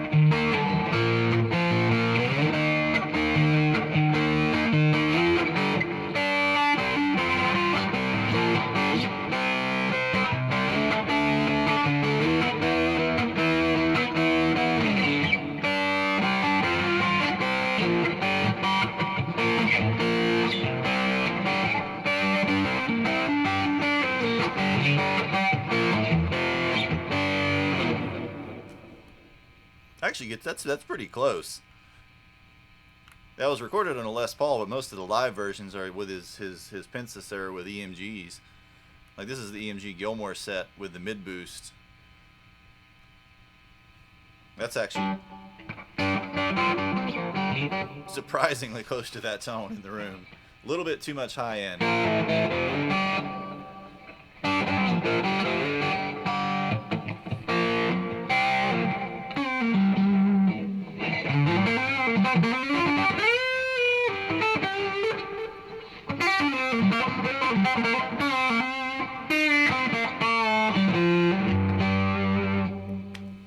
Bathroom break. That's a good idea, actually. Let me take a quick bathroom break, and then we'll do the extreme tune.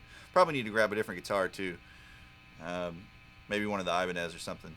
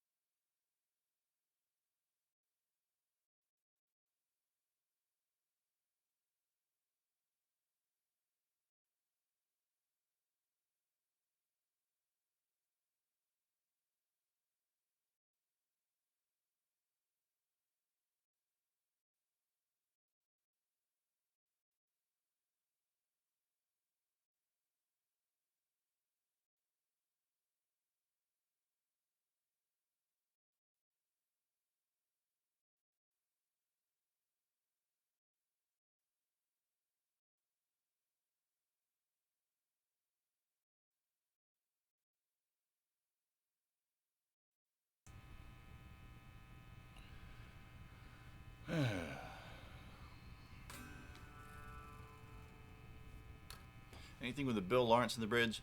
No, I have. Like I said, I actually have. I have a pair of the what were they? L90s? Can't remember. One of his very first pickups. I have a pair of them in the pickup drawer over there that I've just never had anything to put them in. So I've been sort of waiting for the right guitar to turn up to put them in.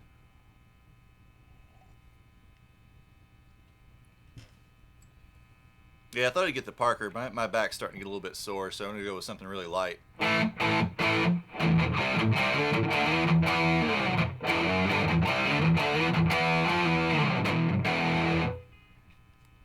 It's also a very tight guitar.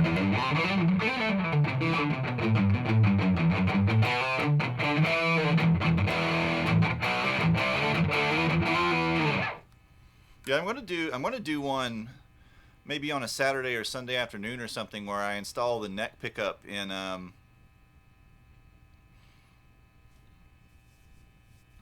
where I install the neck pickup in the Rhodes, in the Jackson Rhodes, because I'd like to get that back into circulation. Probably going to change the pots in it too. I think I have them actually more or less wired up already as well.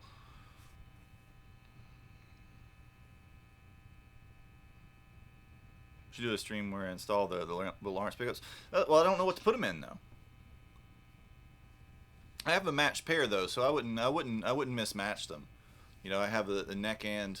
Well, hold on, I'll go get them. I have a neck and bridge. Where is that coming from?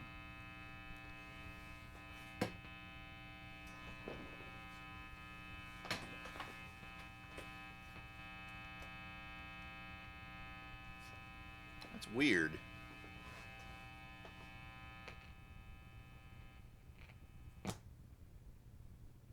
Don't get it with nothing plugged in. Lights are turned off on the keyboard.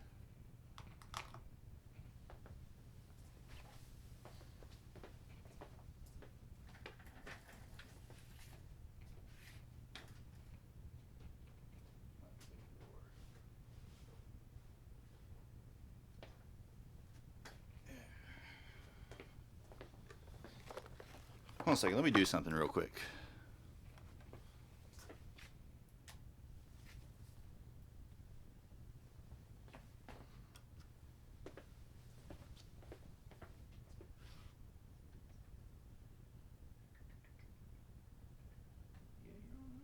That's fine. Switch you down to there. That's fine.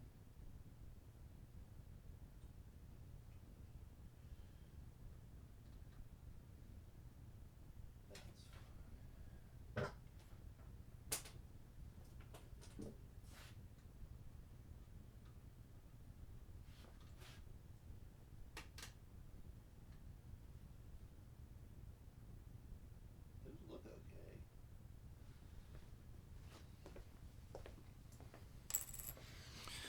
Yeah, I'm trying to work out where we're getting that noise from. Put them in the red Schecter.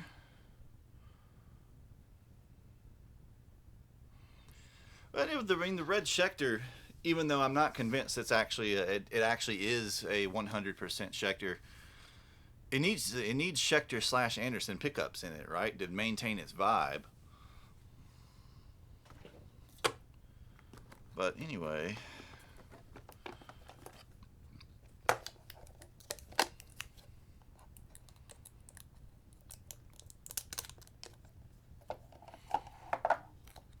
how hard?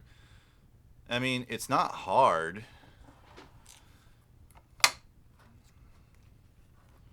Depending on where you're working from. But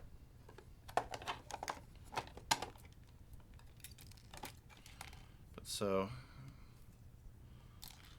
I've got this pair. These old Bill Lawrences from the 70s. They're actually they're like hand engraved on the back, bridge, and neck.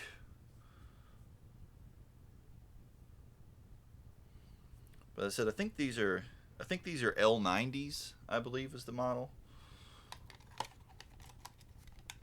which is what he was using in that video.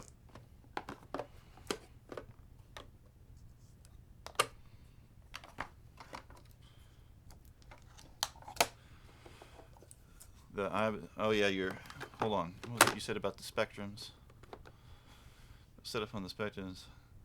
Well, the Ibanez is going to have, you know, somewhat thinner and wider neck and probably slightly larger frets and a flatter radius. Like the actual fingerboard is somewhat flatter usually. It's typically like I think a 16-inch or 17-inch radius on those. So, you know, there's probably not going to be able to get them to feel like exactly the same. The way the neck is set into the body is very different on the Ibanez too, though, so it tends to make everything feel a little bit more low profile, while the Spectrum is more kind of in the Strat vein. Can I say something nice about Ayn Rand?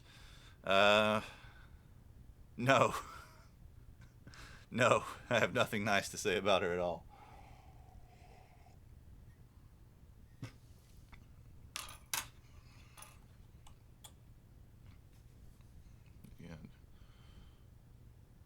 Oh, looking at kits for running your own cabling.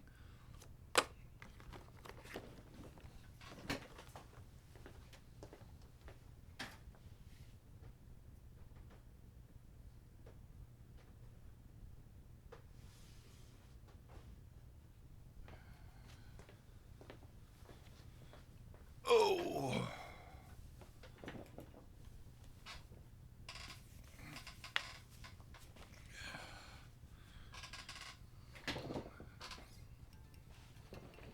Alright, so I switched the amp down to triode mode and then pulled one of the cabinets. We were running basically 412 at 16 ohms. Let's drop down to a 212 at 8 ohms and run with a little bit lower power.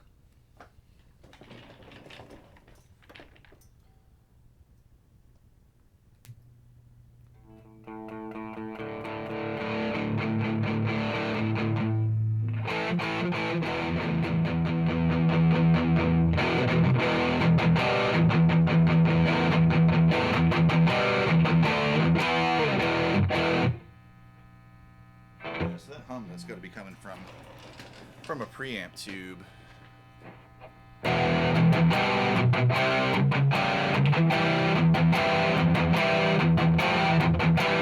Helps some though. Help tame the volume a little bit in the room too. Not hit me in the head quite as hard.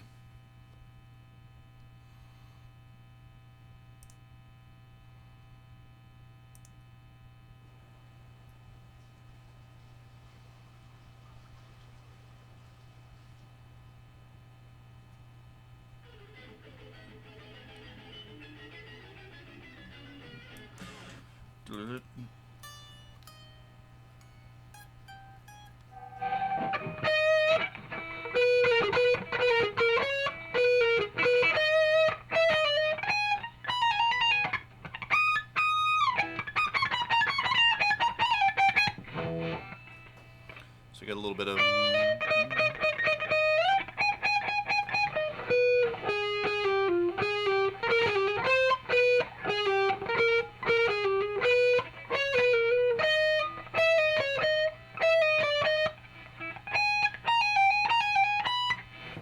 So we got a little bit of Mozart here at the beginning. Da-da-da-da-da.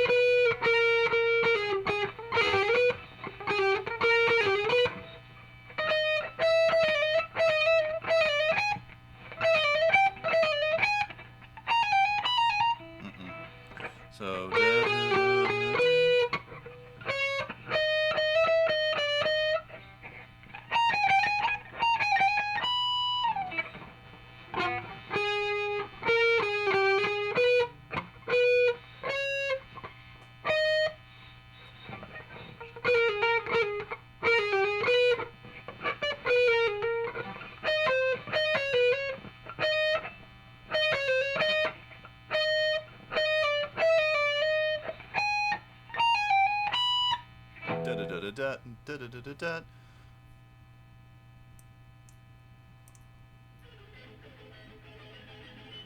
All right, so he's tremolo picking all that too.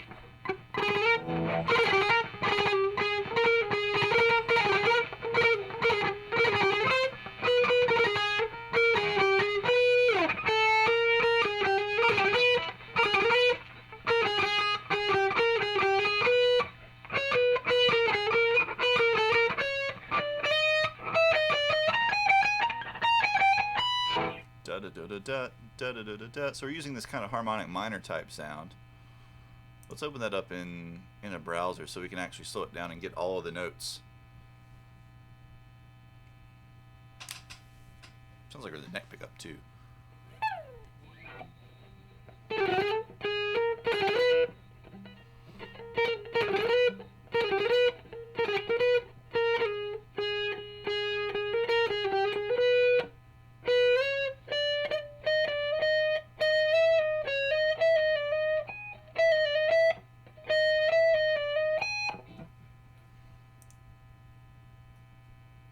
Oh my gosh, it's so slow.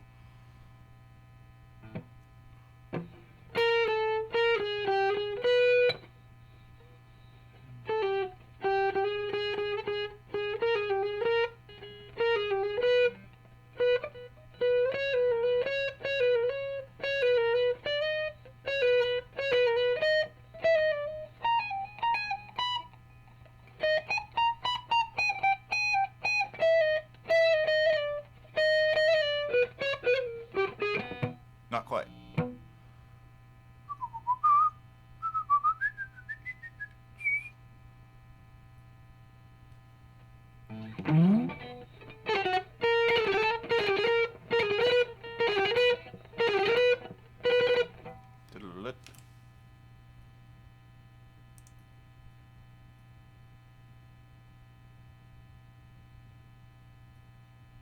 Come on. Let's see, we don't need it in 1080.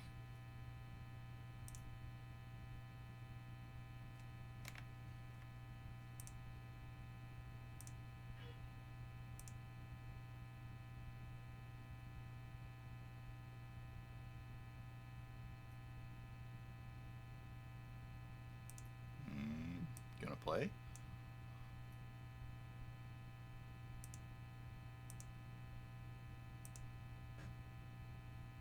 Doesn't want to play for some reason.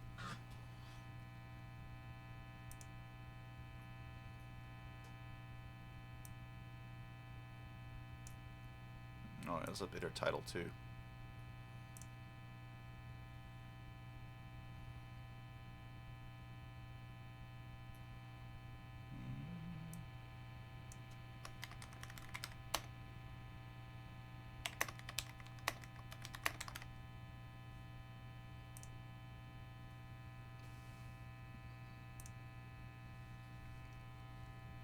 An SCA 220? I wouldn't mind an SCA 220. I would really like to find an SCR 220 though. So that's a little more interesting body shape and hardware setup.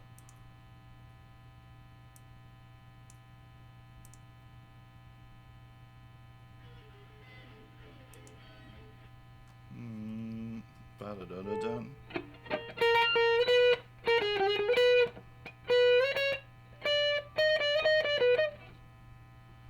Now it's working.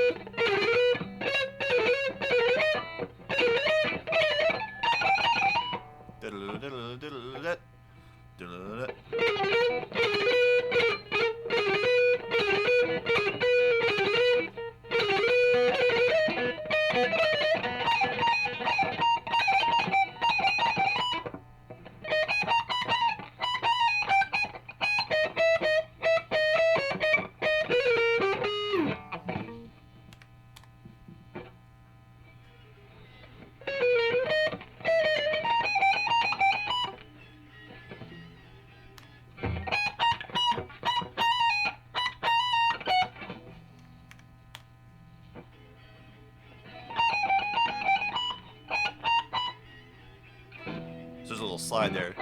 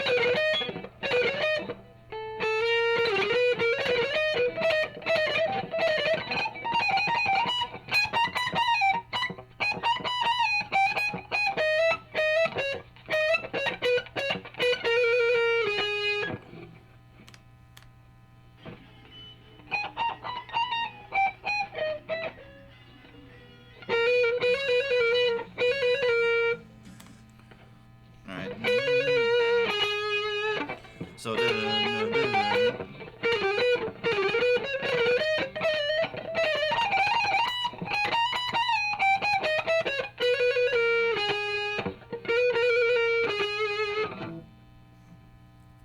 okay, so we have G sharp or A flat harmonic minor. And we're starting on the major second. Right, then we're moving up a whole step. When we get up to the perfect fifth, minor 6, perfect fifth, diminished fifth.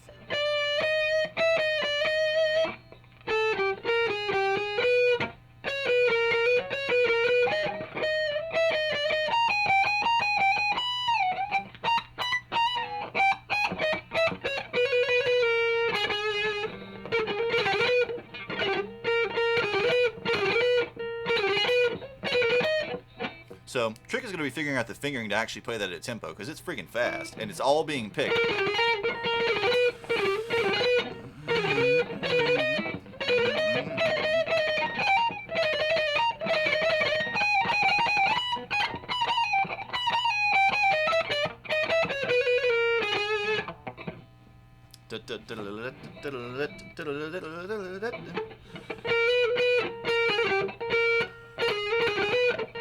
So probably something like this. Probably going to start with ring finger, index, index, index, pinky. Then come up a whole step.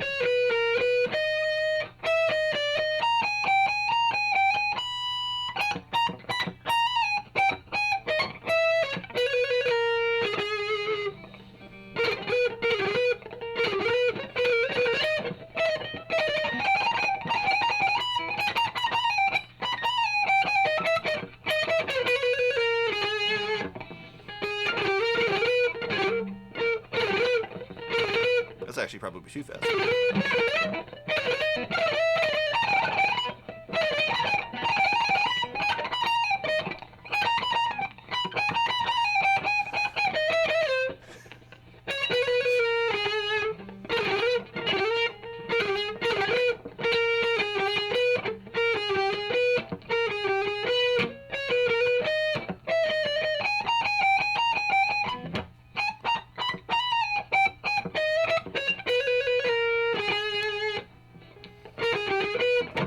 You have to sort of feel that waltz too.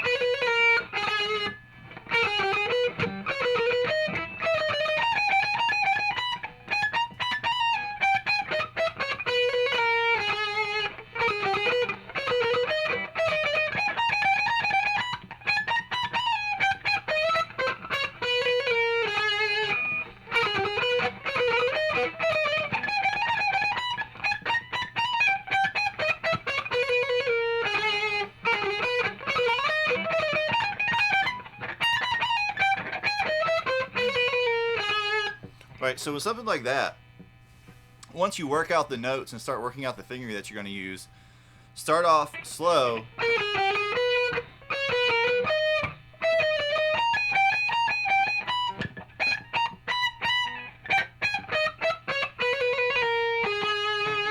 Then speed it up a little bit.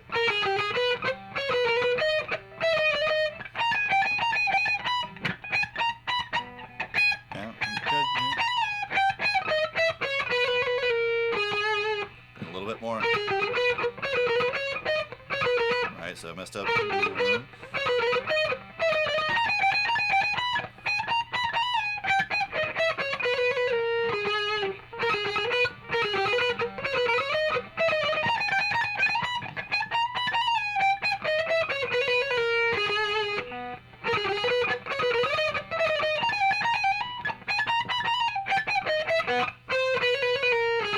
I think probably actually the trickiest part of it is that little slide. He gets this little slide when he goes.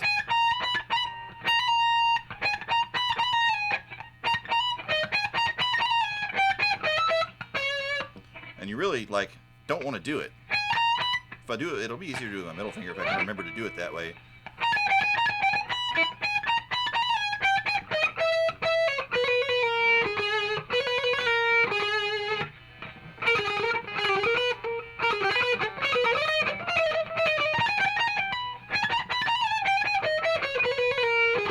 Right, and you just start speeding it up little by little by little by little by little. So you can get it fairly consistently. No, don't want pop outs. Let's go back to normal speed.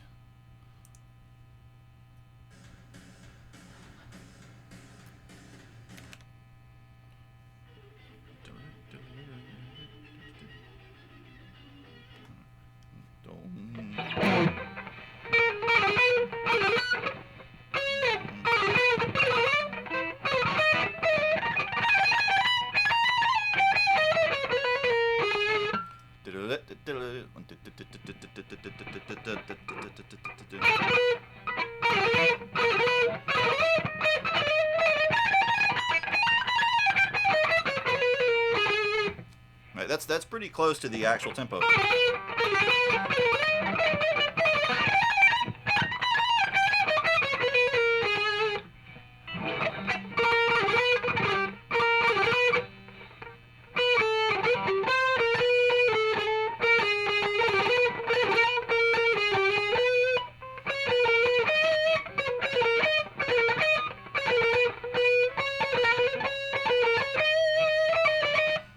If we play it up here, if we play the first note up here, we have to transition across the strings rather than across the frets. I don't know, I think it might interrupt the picking though.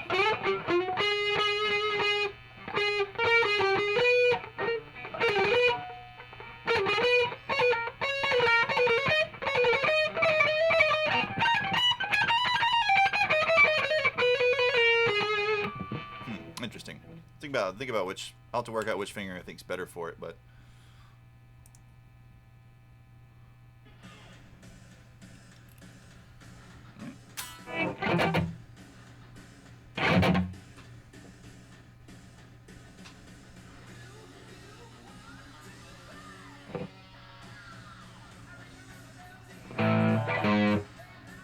all right, so they're probably tuned a half step down.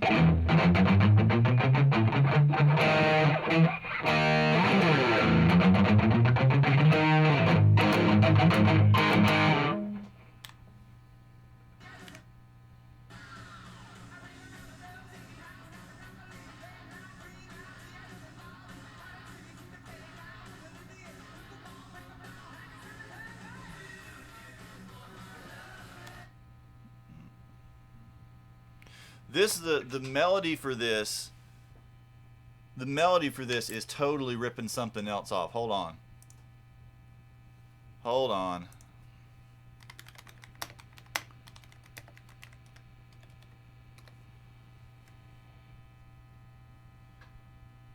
In fact, something that I played in a country band.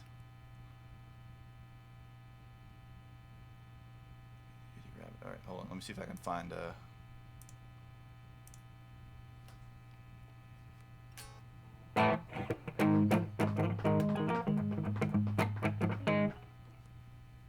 it's actually pretty much just kind of like a little blues shuffle type pattern.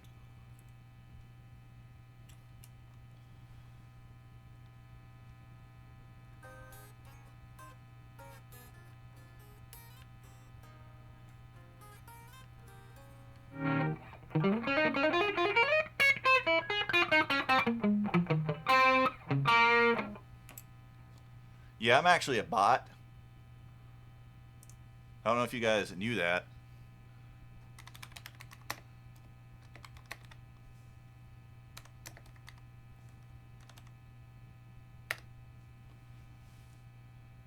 I am the algorithm. Alright, hold on. Copy the link for this. Post it in the Discord. I'll post it in the music rec section.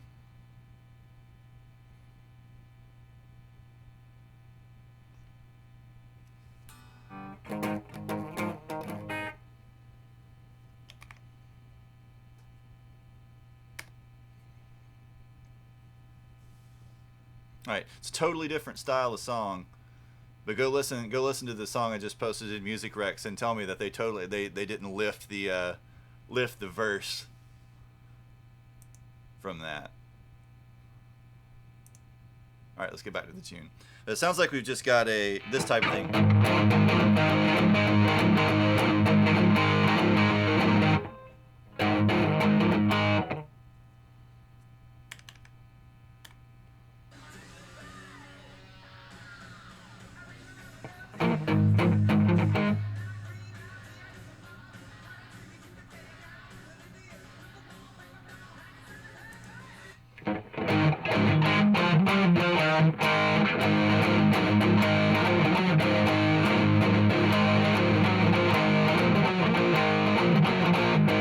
Right, so it's actually, though, it's a half step down, so it'd be more like a regular A shape.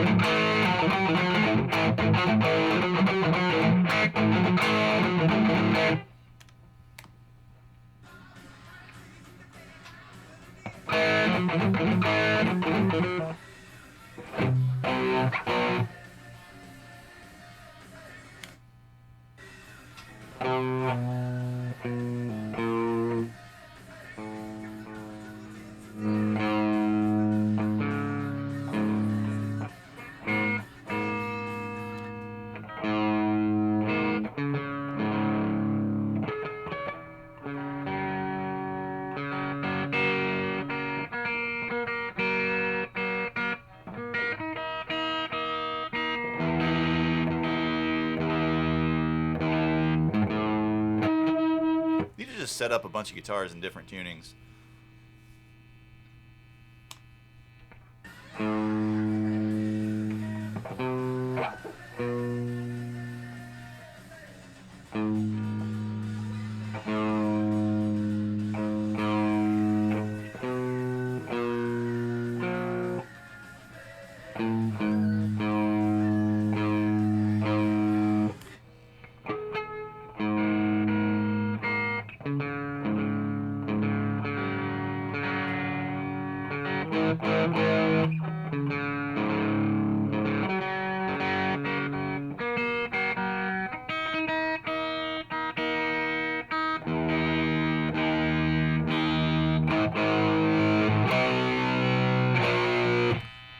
So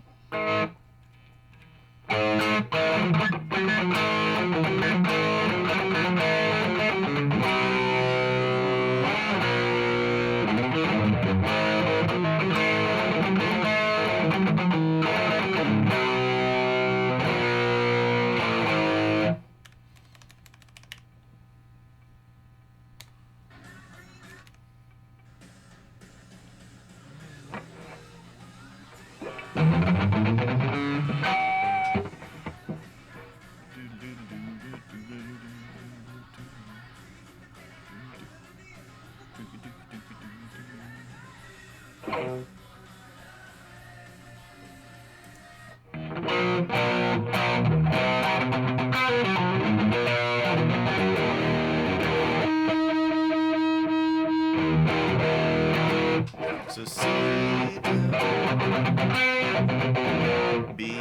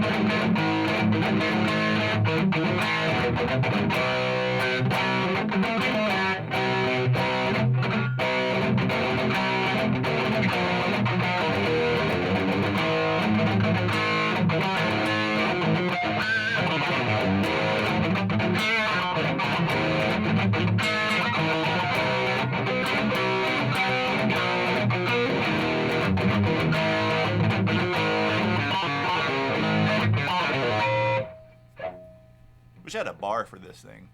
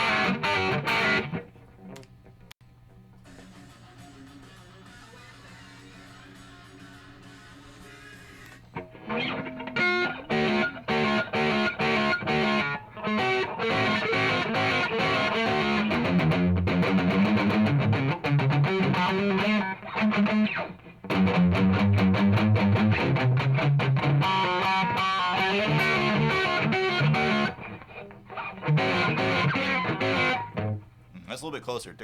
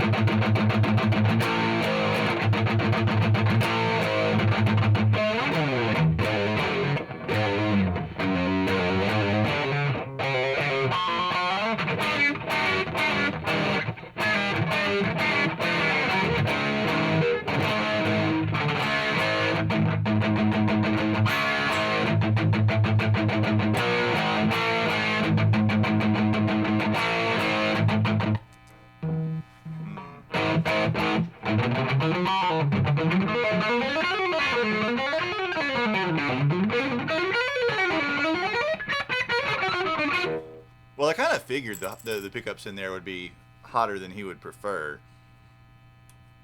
You know, those are basically like full-blown shred pickups. Alright,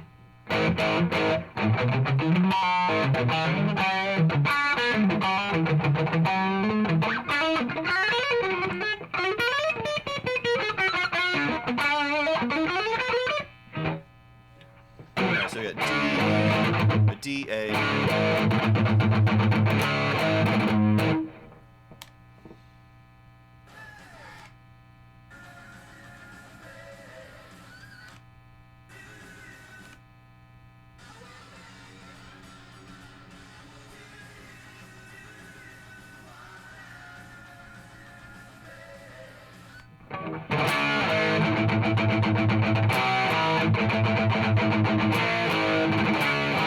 A cool little triplet in there.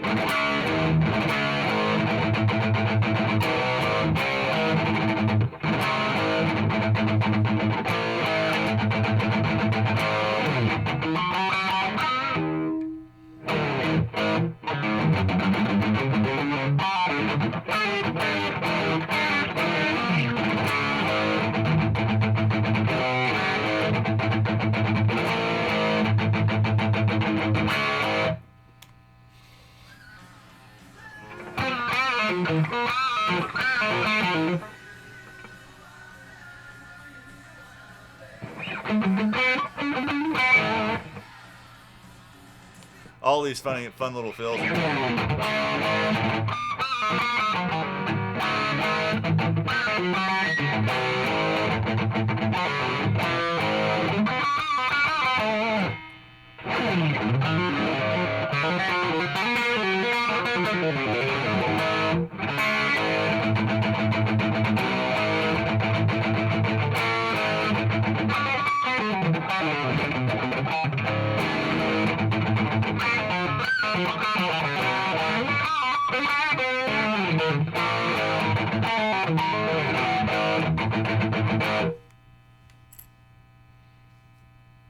Yeah, they shouldn't be easy, or they shouldn't be hard to move at all. The Gravity Storm in particular is really popular at the moment. Really, really popular.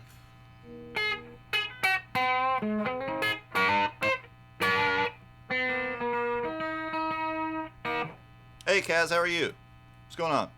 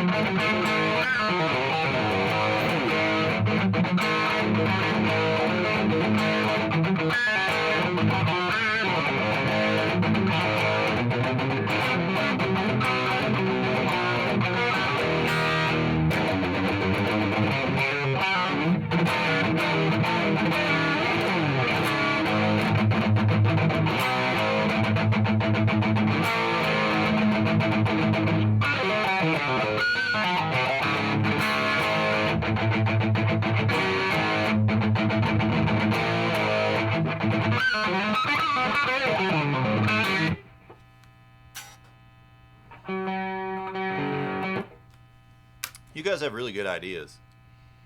Really, just choice ideas. I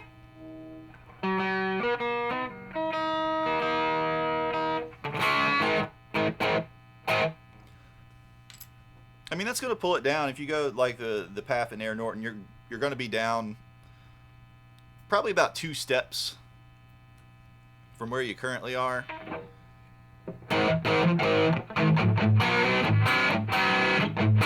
I mean, are you wanting though, like, are you wanting specifically like a hot humbucker sound from it?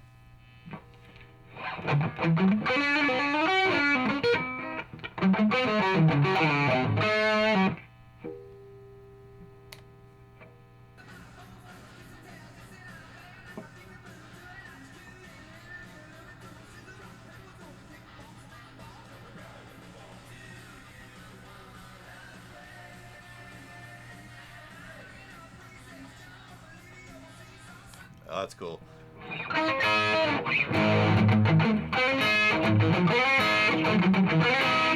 Start to add in that little high stinger up there.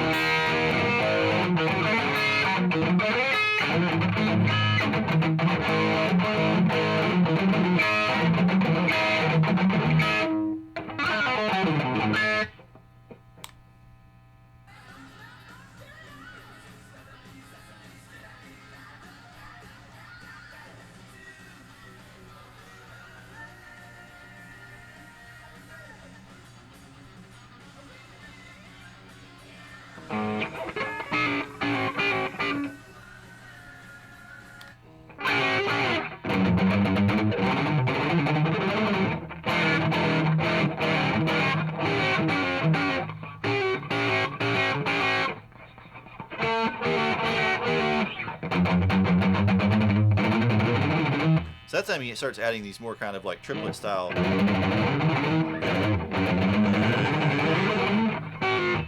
Moving up to like 30-second notes as he moves up into the.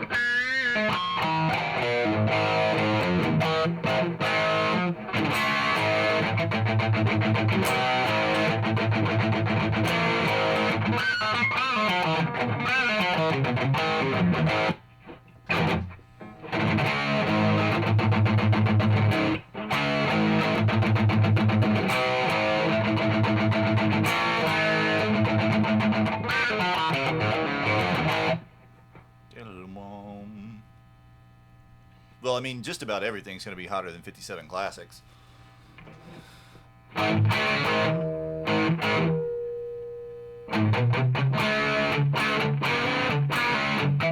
You also need to think, like, you know, how well do you want them to split? What particular type of, you know, maneuvering do you want the 5-way switch to do?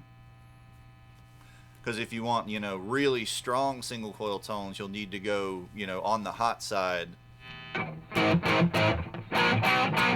Like significantly hotter side, like what you have now, or not, maybe not quite as hot as what you got now, but in that vicinity. Most of the others are going to drop quite a bit when you go down to single coil.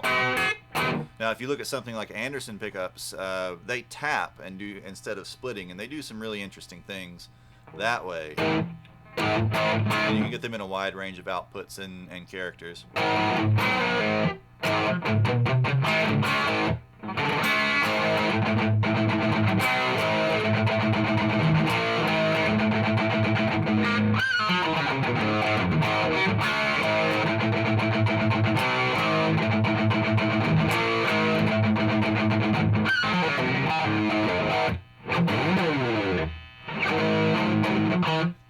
Yeah, you can do parallel wiring, you can do phase, you can do all kinds of fun stuff.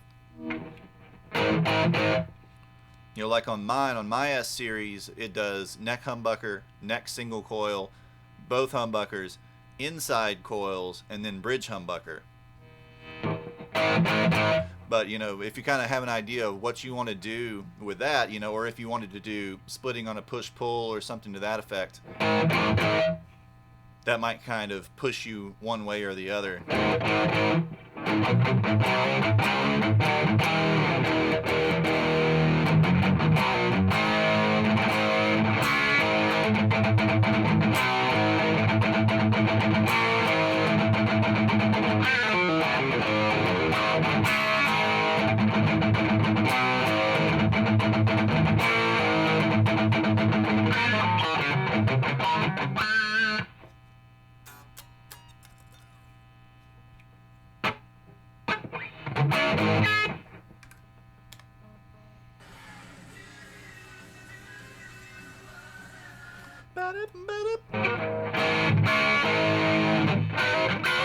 Starts adding in these little high voices.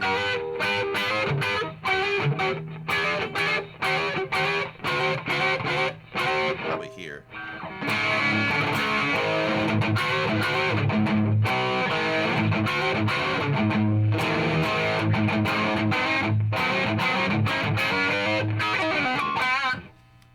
Like a million fills. Yeah, that's the standard setup on the S series from around that time period.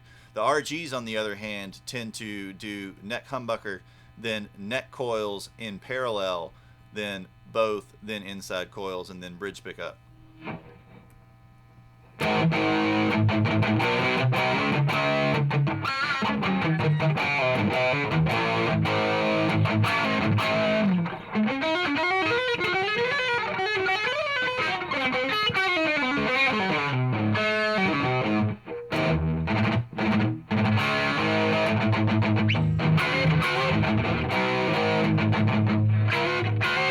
You play that there too.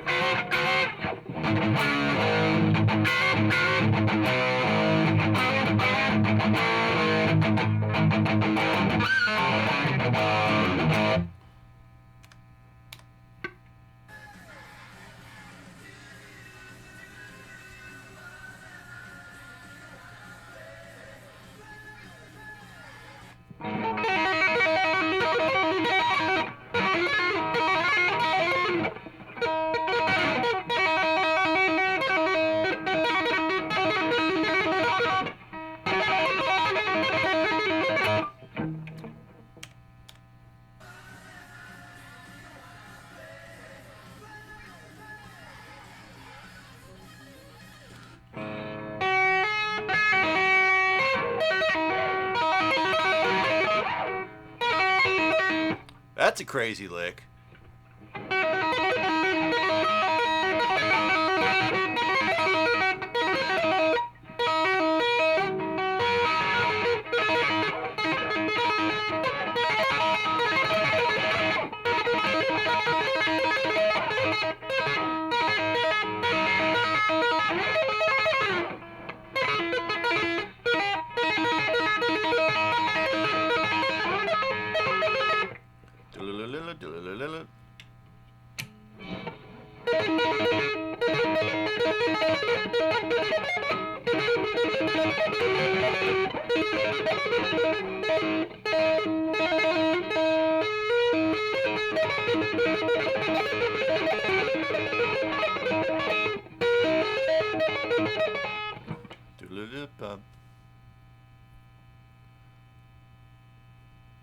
Interesting.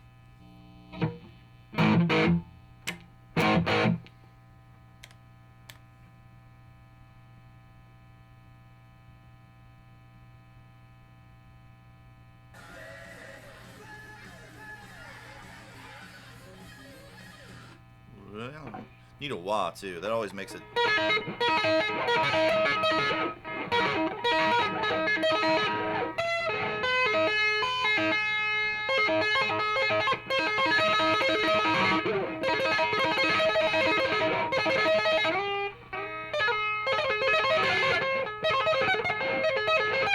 Look at that. I don't think it actually goes that high though.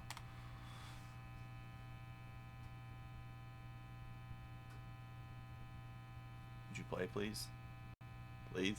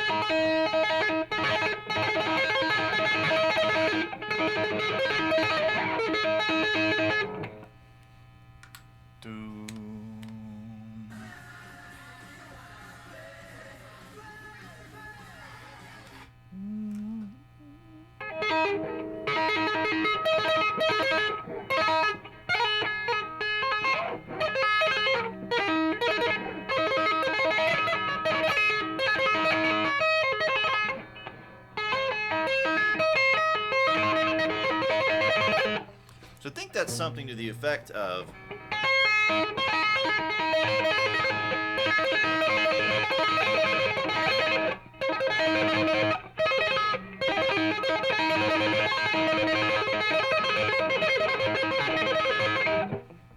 but with a wah on top of it, which kind of makes it feel like it's moving a little bit more.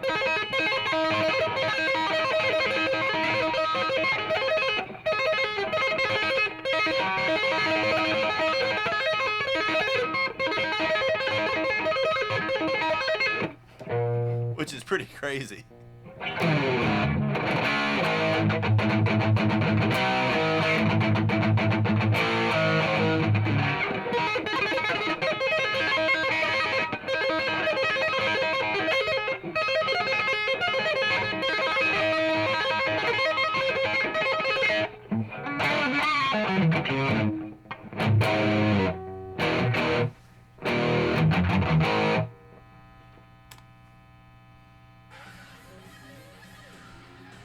Then he goes a little higher.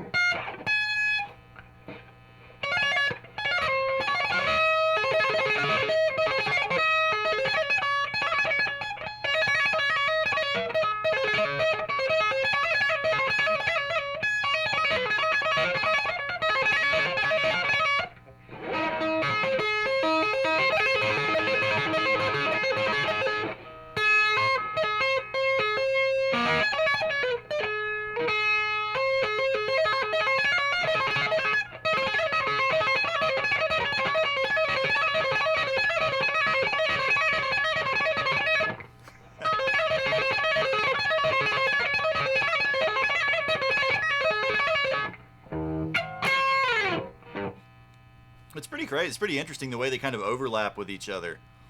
They create almost the effect of an arpeggio, the way they sort of transition into each other. Still not exactly the right notes.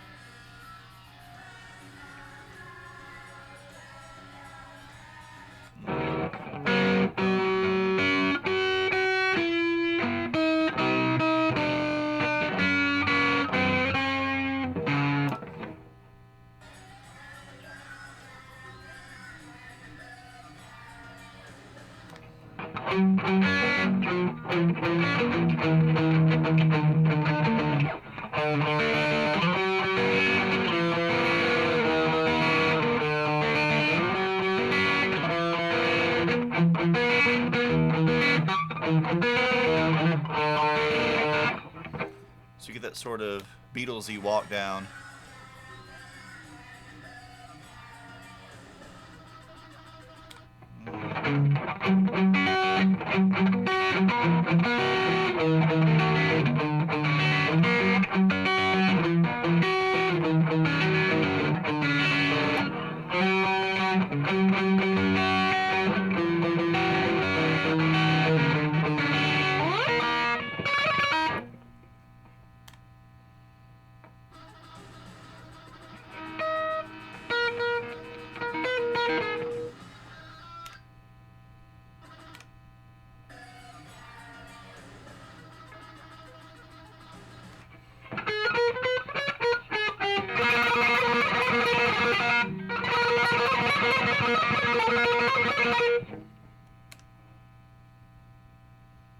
Alright, so let's see. Then we're getting this thing where we're pulling off, tremolo picking and then pulling off to the open string.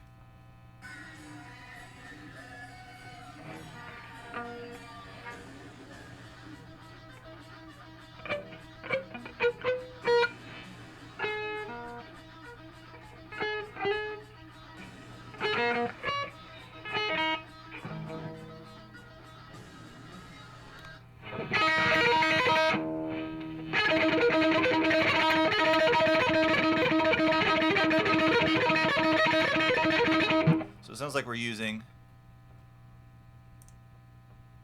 like we're using A minor, pulling off to the E string.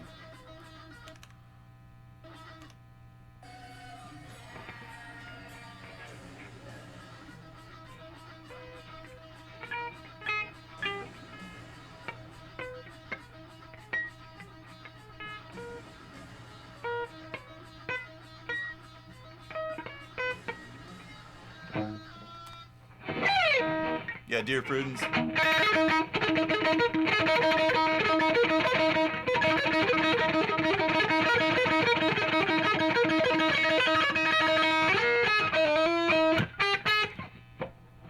And it unironically does that.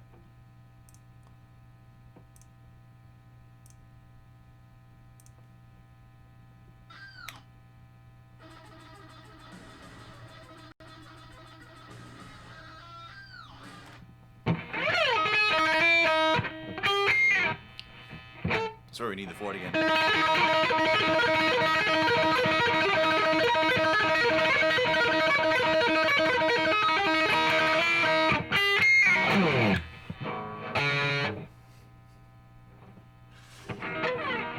So this is just pulling off using like the A minor scale.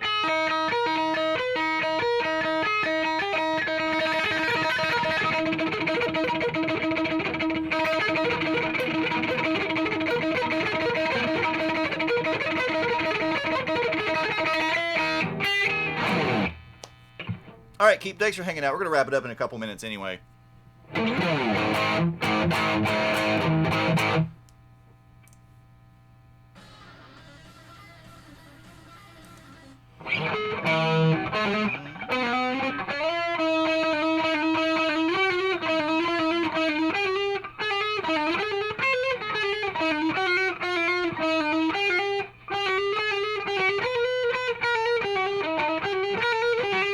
Not quite, not quite.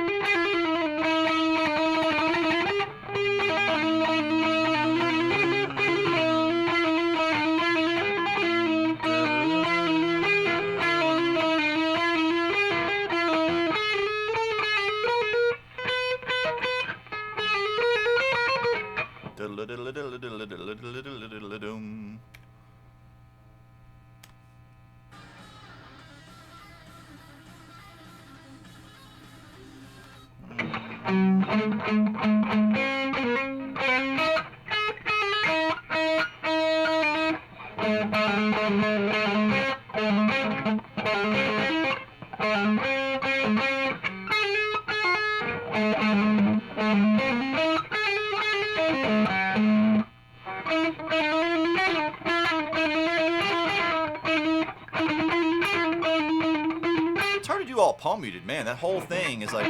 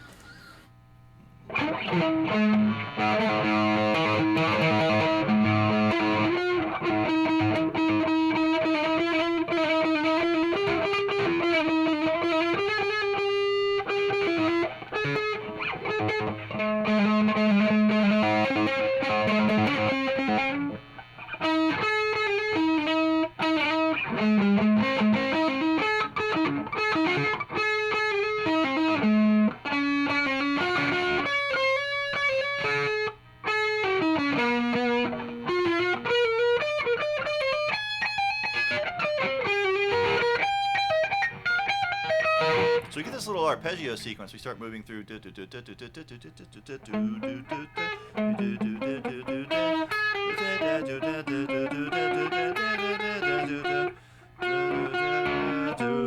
Two chord.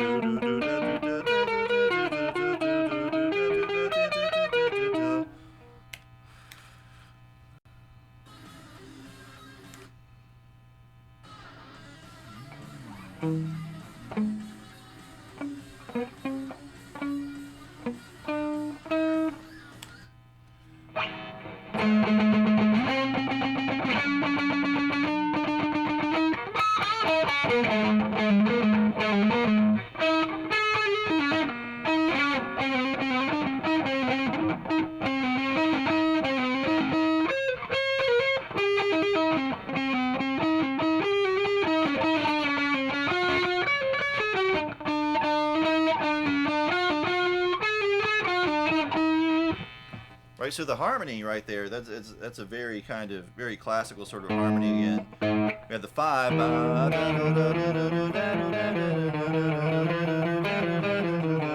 1,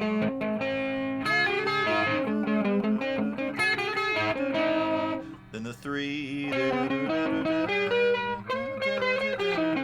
then the 4, then the sharp 4 diminished.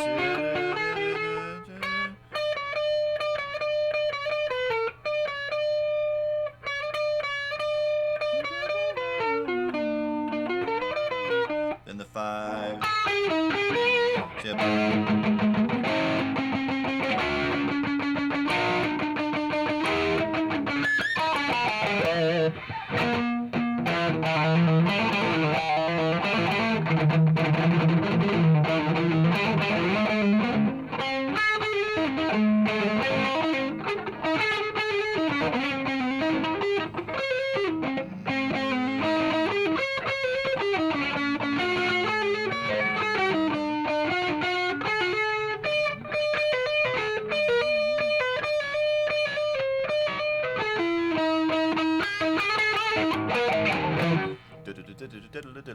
Yeah, dude, it's ridiculous how he's managing to play this that cleanly with palm muting.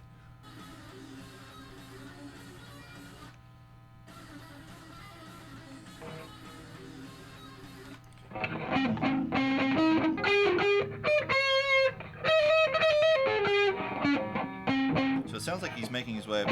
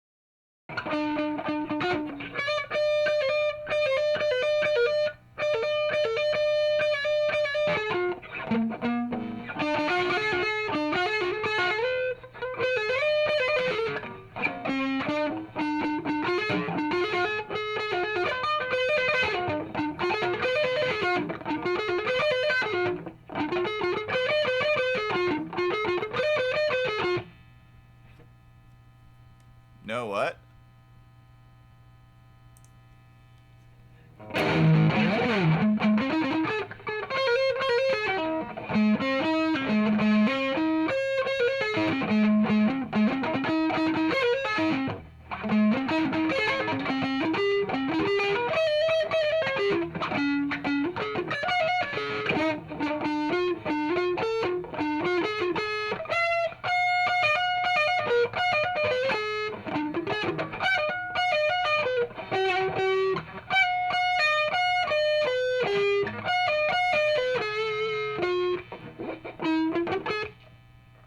Huh.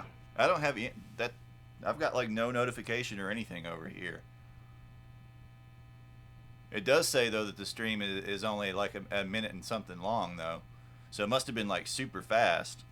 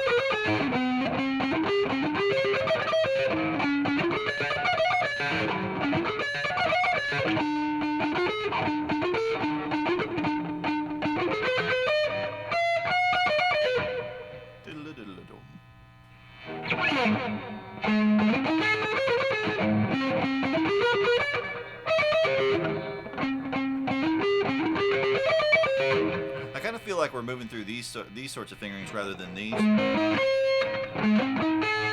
of shifting up.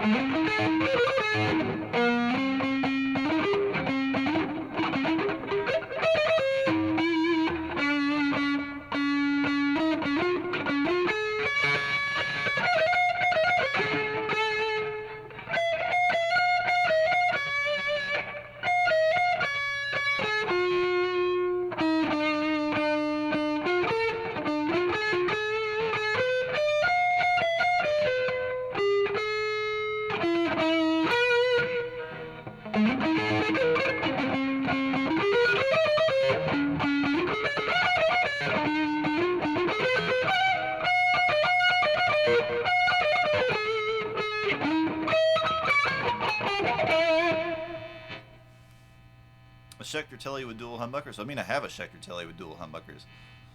Just needs screws for the saddle because they're rusted out and stuck in the saddle.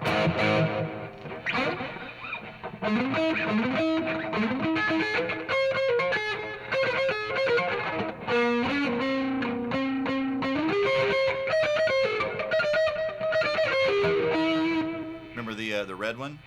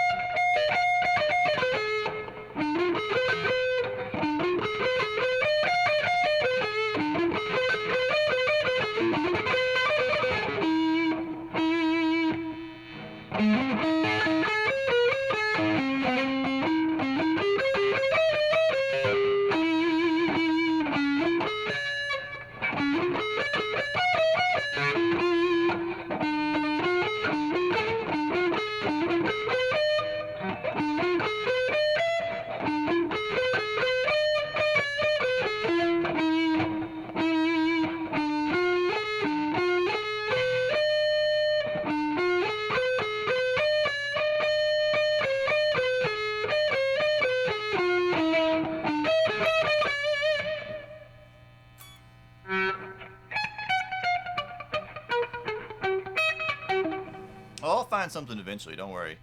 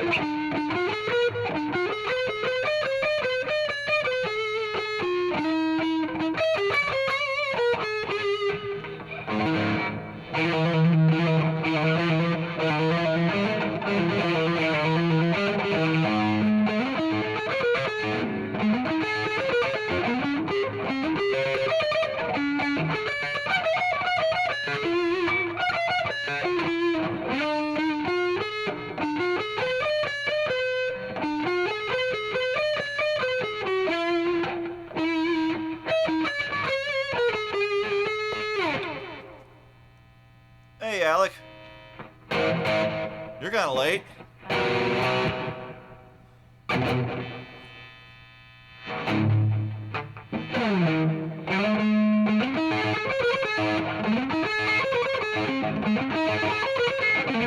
Hold a minute. It has slightly more tip.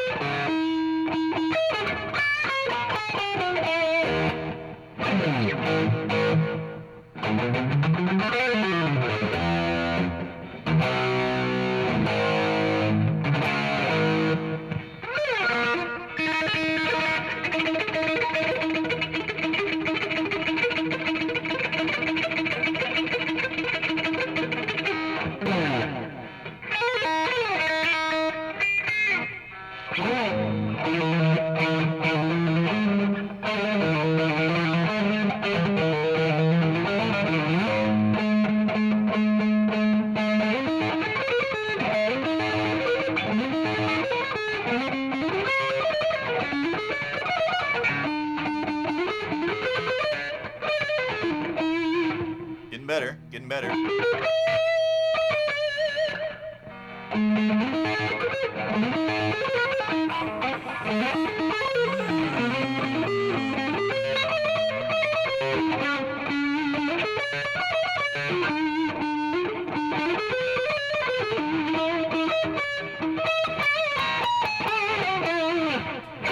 Doodle-da.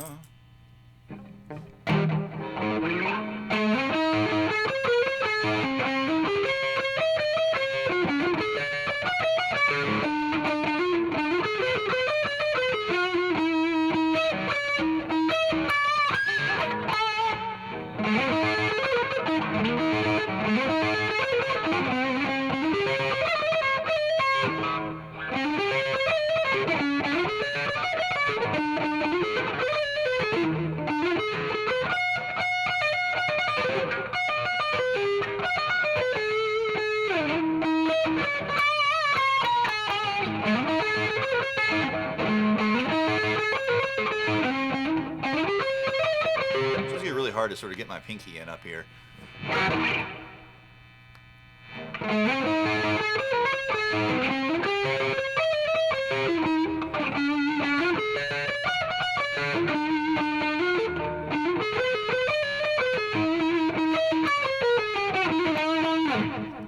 Hey, Pan, how are you? Didn't know you were lurking.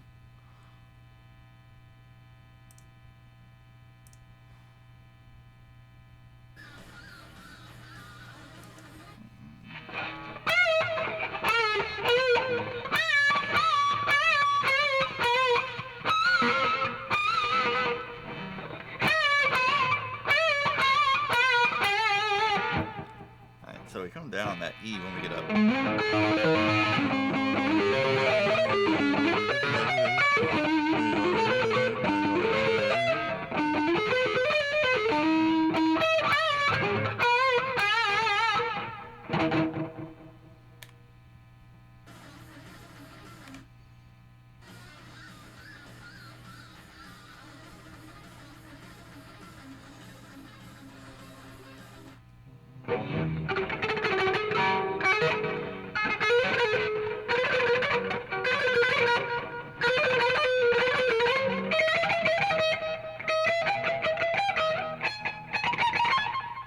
A little bit lower.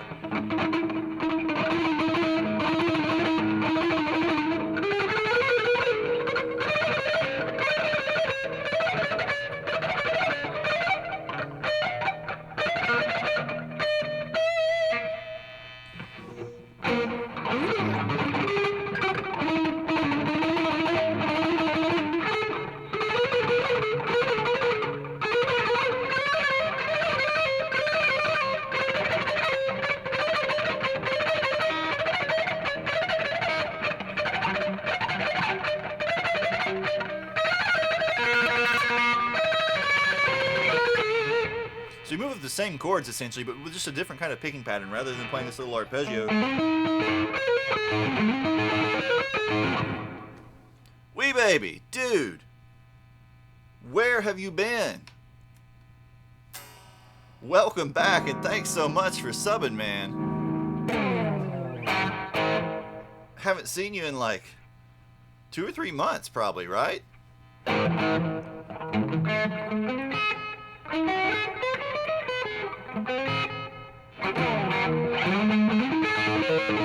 don't think you've even seen the new camera.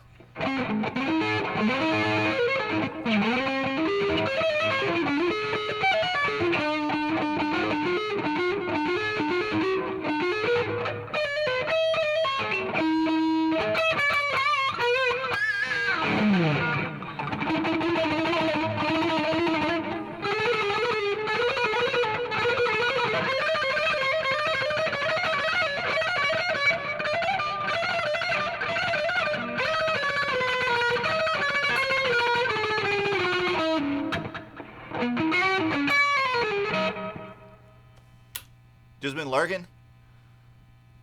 Yeah, dude, the camera is so much nicer. The problem is now is the computer can't really handle it.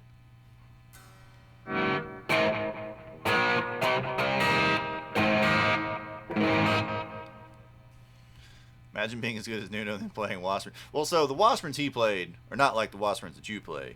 You know, that you find if you just go to a music store. Washburn has made some seriously nice stuff and had some seriously nice stuff built for them by other builders. Even some of their acoustics. They had a line of acoustics in the 90s that were built by Dana friggin' Bourgeois, of all people. Of course, they're ugly, like 90s Washburn's acoustics tend to be, but they're still, like, seriously, seriously nice guitars. You know, then you have, like, the Grover Jackson design stuff from the early 90s. Oh yeah, now we maybe get all the friggin' new emotes, because we've got the Parker emotes and we've got the Couch Gang emotes.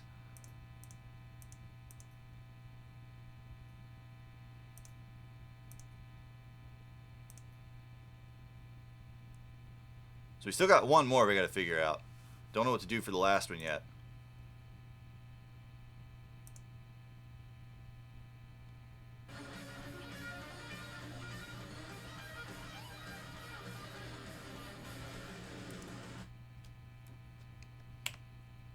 Alright, Smurfco, I'll catch you later, man. Thanks for hanging out. It's actually pretty late for you. It's almost 1. Oh, holy crap, it's almost 1. Yeah, we gotta wrap it up. See if I can figure out this last lick real quick.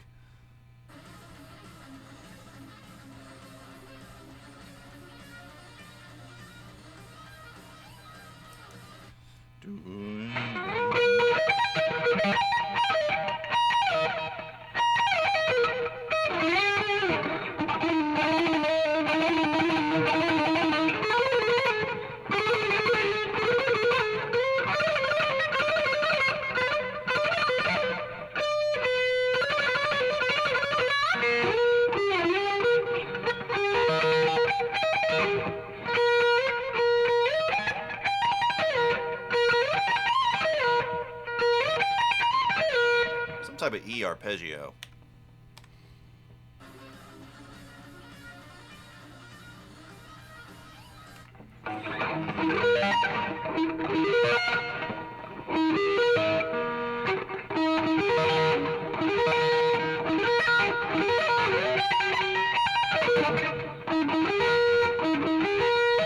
So it sounds like we start off with this type of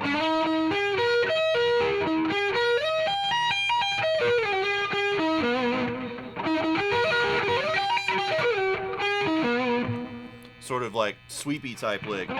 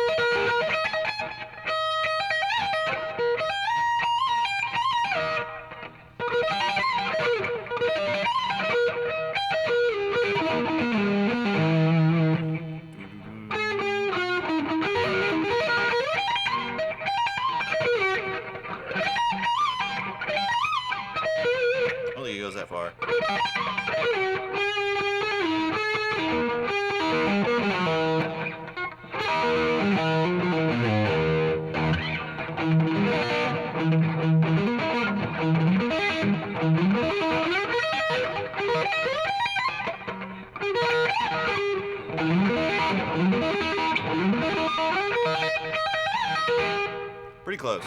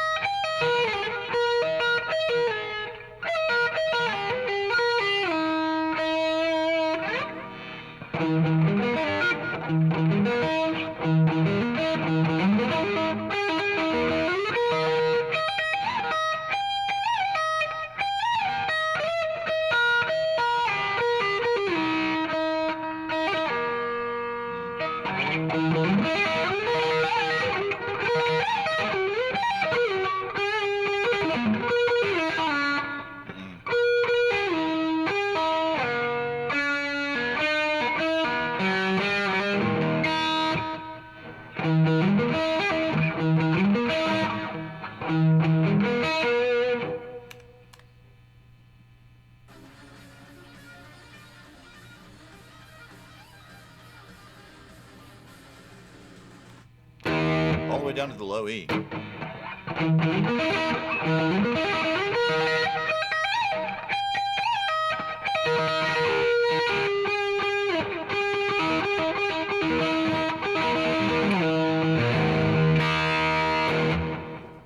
So we have this essential kind of like moving up these E arpeggios.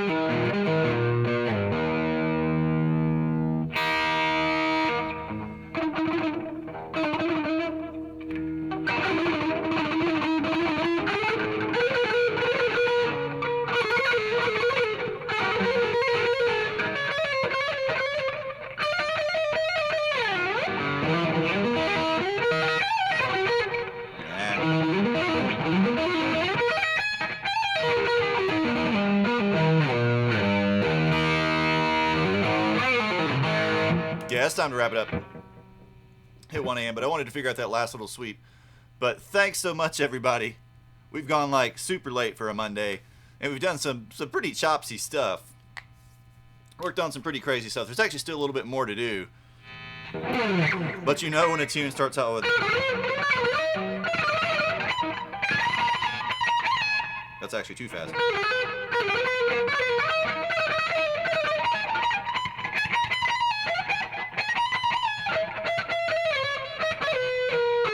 Whatever it was. You know you got some work to do.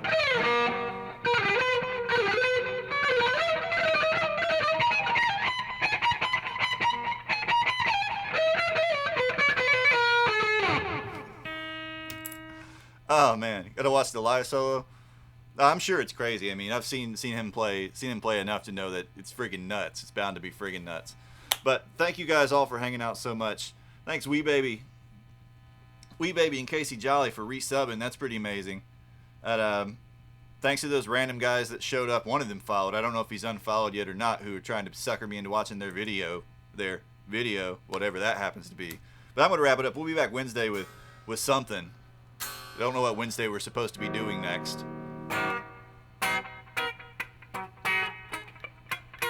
But I'll be back Wednesday. I'm gonna go find something to eat. I'm starving.